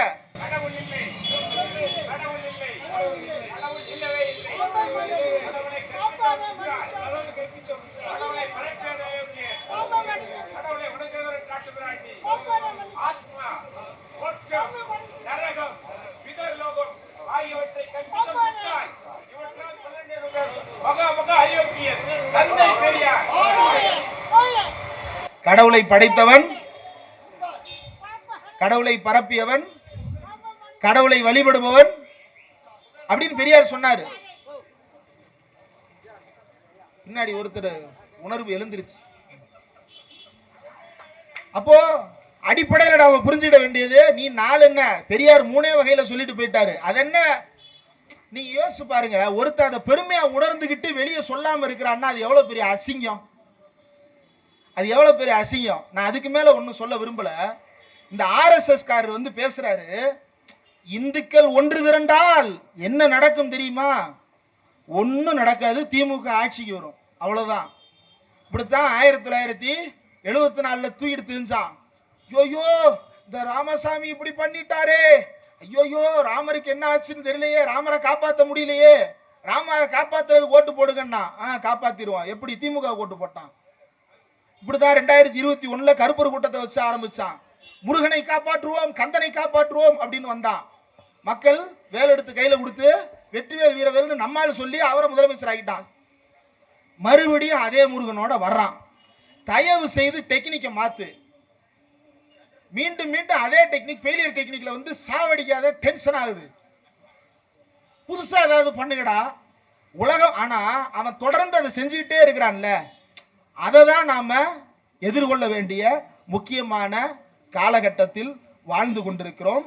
அவர் கடைசியா முடிகிறாரு, ஒன் திங் இஸ் பக்கா, the issue will be resolved favorably for Hindus. அப்படின்னா என்ன அர்த்தம்? ஒரு விஷயம் உறுதி, இந்த தீர்ப்பு இந்துக்களுக்கு ஆதரவா வரும். இது எப்படி நீ சொல்லலாம்? அப்ப நீ எழுதி கொடுத்தியா, அல்லது நீ செட்டிங் பண்ணியா, அல்லது உனக்கு தெரியுமா எந்த அதிகாரி துணை போனார், அல்லது எந்த நீதிபதி துணை போனார்? சொல்லு, ஓப்பனா சொல்லு, நீ தான் தைரியமான ஆளாச்சே. ஆக வெளிப்படையாக நாங்கள் தான் இந்தியாவில் இருக்கக்கூடிய அதிகார மையங்களை எல்லாம் கட்டுப்படுத்தி கொண்டிருக்கிறோம் என்று சவால் விட்டு கொண்டிருக்கிறார் ஆர்எஸ்எஸ் காரர். இவர்களுக்கெல்லாம் எதிராக நேற்று சொன்னதுதான். திருவண்ணாமலையில துணை முதலமைச்சர் ஒன்று சொன்னாரு. என்னன்னு? சூர்யா கிருஷ்ணமூர்த்தி ஒன்று சொன்னார். அது அழகா இவர் லீட் எடுத்து பேசியிருந்தார். சூர்யா கிருஷ்ணமூர்த்தி என்ன சொன்னார்னா, அதாவது ஹிட்லர்னு ஒருத்தர் இருந்தான், போலந்து ஜெயிச்சான், ஆஸ்திரியாவை ஜெயிச்சான், பிரான்ஸை ஜெயிச்சான். அதே திமிரோட சோவியத் ரஷ்யாவுக்கு போனா கண்ட இடத்துல அடிபட்டு திபு திபுன்னு ஓடி வந்தா, சூசைட் பண்ணி செத்துட்டான். இது அவர் சொன்னது. அப்படியே கட் பண்ணா துணை முதலமைச்சர் திமிரு பிடிச்சுதான் போனான். யாரு? ஹிட்லர். திமிரு பிடிச்சுதான் படையை அனுப்புனா. எங்க அனுப்புனா? ரஷ்யாவுக்கு அனுப்புனா. ரஷ்யாவில் போய் சேர்ந்த இடம் என்ன? போய் சேர்ந்தா கடும் குளிர், என்ன செய்யறதுனே தெரியல. ஏன்னா அவங்கள்ட்ட ஒரு டெக்னிக் இருக்கு. அவன் எப்படி சாப்பிட்றதுன்னு அவனுக்கு தெரியும், அவன் எப்படி வாழ்றதுன்னு அவனுக்கு தெரியும். எப்படி இந்தியாவில் நம்ம வாழ்ந்துகிட்டு இருக்கிறோமோ அந்த மாதிரி அவனும் அவனை பாதுகாத்துக்கிட்டு அவன் பாட்டுக்க போயிட்டான். இவன் பூரா அந்த பணிவிலும் பொட்டல் காட்டில் நின்று, நீங்க சொன்னா தப்பா எடுத்துக்க கூடாது, மலை ஜலம் கூட கடிக்க முடியாது, மலை ஜலம் கூட கழிக்க முடியாது, அவ்வளவு கொடூரம். செத்துட்டாங்க. ஜெர்மனிய சோல்ஜர்ஸ் செத்து விழுந்தான். வேற வழியே இல்லாம இருக்கிற கொஞ்ச நஞ்ச பேர் ஓடி வந்தான்.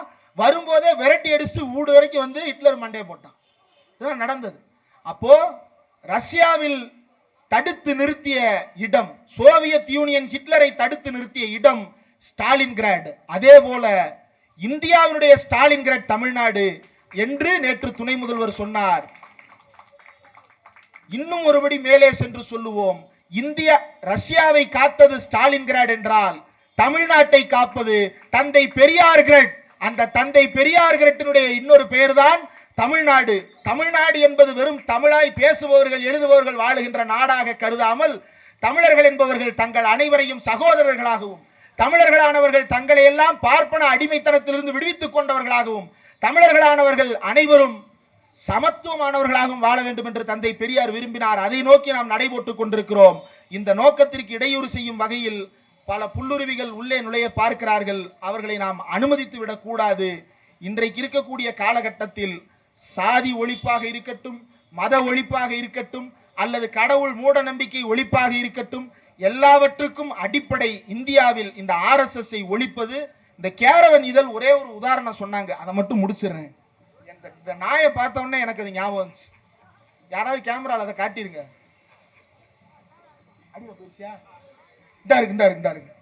இந்த நாயை பார்த்த உடனே தான் எனக்கு ஞாபகம் வந்துச்சு. என்னன்னா, அந்த கேரவன் ஆர்டிக்கிள் RSS பத்தி எழுதினவர் என்ன சொல்றாருன்னா, நீங்க இந்த பனிச்சரிவு பார்த்திருக்கீங்களா டிவியில எல்லாம்? அது என்ன ஆகும்னா, சின்னதா உருள ஆரம்பிக்கும். அப்படி உருண்டு உருண்டு உருண்டு உருண்டு வர வர அந்த பனி உருண்டை வந்து பெரிய பாறையா உருண்டு திரண்டு அது ஒரு மலை மாதிரி விழுகும் கீழே. இதை வந்து என்னன்னு சொல்லுவாங்க, ஸ்னோபால் எஃபெக்ட் அப்படின்னு சொல்லுவாங்க. RSSம் அப்படித்தான். RSS ஒரு தலைமை அமைப்பு, அதற்கு கீழே இருக்கக்கூடிய பல மடங்கு அமைப்புகளை உருண்டு உருண்டு உருண்டு பெரிய ஸ்னோபால் எஃபெக்டை வச்சிருக்கு அப்படின்னு சொல்லுவாங்க. அப்படின்னு அவர் சொல்றாரு. இப்ப இதை தமிழ்ல மொழிபெயர்த்தா இந்த ஸ்னோபால் எஃபெக்டை என்னன்னு போடுறது? பனித்திரல் அப்படின்னு போடுறதா அல்லது பனி உருண்டைன்னு போடுறதா அப்படின்னு யோசிக்கும் போதுதான் எங்க ஊர்ல ஒரு வண்டு உண்டு, வண்டுருட்டாம்பழம்னு பேர். அதுக்கு வண்டுருட்டாம்பழம் தெரியுமா? யாருக்கெல்லாம் தெரியும்? தெரியாதவங்க கூகுள்ல வண்டுருட்டாம்பழம்னா என்னன்னு பார்த்து தெரிஞ்சுங்க. ஒரு சென்னையில் இருக்கிறதுனால உங்களுக்கு தெரியாம இருக்கலாம். கொஞ்சம் சென்னை விட்டு வெளியே போனீங்கன்னா வண்டுருட்டாம்பழம் தெரியும். வண்டுருட்டாம்பழம்னா என்னன்னா, இந்த நாய் இருக்குல்ல, இந்த நாய் வந்து கண்ட இடத்துல மலை ஜலம் போயிருது. ஒரு வண்டு இருக்கு, அந்த வண்டினுடைய வேலை என்னன்னா, பேக்கை தூக்கிட்டு இந்த நாய் விட்டுட்டு போன இருக்குல்ல, நாய் விட்டுட்டு போனதை பூரா திரு திரு திரு திருன்னு உருட்டி உருட்டி எங்கெல்லாம் நாய் விட்டுட்டு போயிருக்கோ அதை பூரா உருட்டி நல்லா இவ்வளவு பெரிய உருண்டையா உருட்டி போயிட்டே இருக்கும். எங்க போகும் அப்படின்னா, அதை மண்ணுக்கடியில புதைச்சி வச்சிரும். புதைச்சி வச்சுட்டு பசிக்கும் போது அவ்வப்போது டேஸ்ட் பண்ணிட்டு போகும். இதுக்கு பேர் என்னது? வண்டுருட்டாம்பழம். தமிழ்நாட்டில் RSS நிலைமை ஸ்னோபால் எஃபெக்ட் கிடையாது, வண்டுருட்டாம்பழம் தாண்டி மாப்பிளே. உனக்கு சிக்கினது பூரா ராம ரவிக்குமார், அர்ஜுன் சம்பத்து, ராம கோபால மண்டல கடைசி வரைக்கும் பிளாஸ்டரிங் கட்டோடு மட்டும் தெரியணும். பாத்துக்க, எனக்கு புரியல. ராமகோபால மண்டையில கட்டு போட்டதுக்கு ஒரு காரணம் இருக்கு. இப்பயே கட்டு போடுறான், முன்னெச்சரிக்கை போல. கீழே விழுந்துடக்கூடாதுன்னுங்க. பைக் ஓட்டும் போது ஹெல்மெட் போட்டு போலாம். அவரு நடந்து போறாரு, பஸ்ல போறாரு, டம்மு டும்முன்னு முன்னாடி முட்டிக்கிட்டாருன்னா என்ன பண்றது? கொஞ்சம் நிதானம் இல்லாத ஆட்கள். இப்போ இந்த வண்டுருட்டாம்பழத்தினுடைய நிலைமை தான் தமிழ்நாட்டில் RSS நிலைமையும். இந்த வண்டுருட்டாம்பழம் தான் நம்மளை பார்த்து சவால் விடுது. தமிழ்நாட்டில் நாங்க வென்று காட்டுவோம் பார் அப்படின்னு சொல்லிட்டு, நீ உன்னால ஆனதை பாடுறா அப்படின்னு 1925 ஆரம்பித்த நம்முடைய போராட்டம் தொடர்ந்து கொண்டே இருக்கிறது. மனிதம் நமது அடையாளம். அந்த அடையாளத்திற்கு இந்தியாவில் இன்றைக்கு இருக்கக்கூடிய முதன்மை எதிரி RSS. அந்த மனிதத்துக்கு எதிரான முதன்மை எதிரியாகிய RSS வீழ்த்துவதற்கு ஒன்று திரள்வோம்.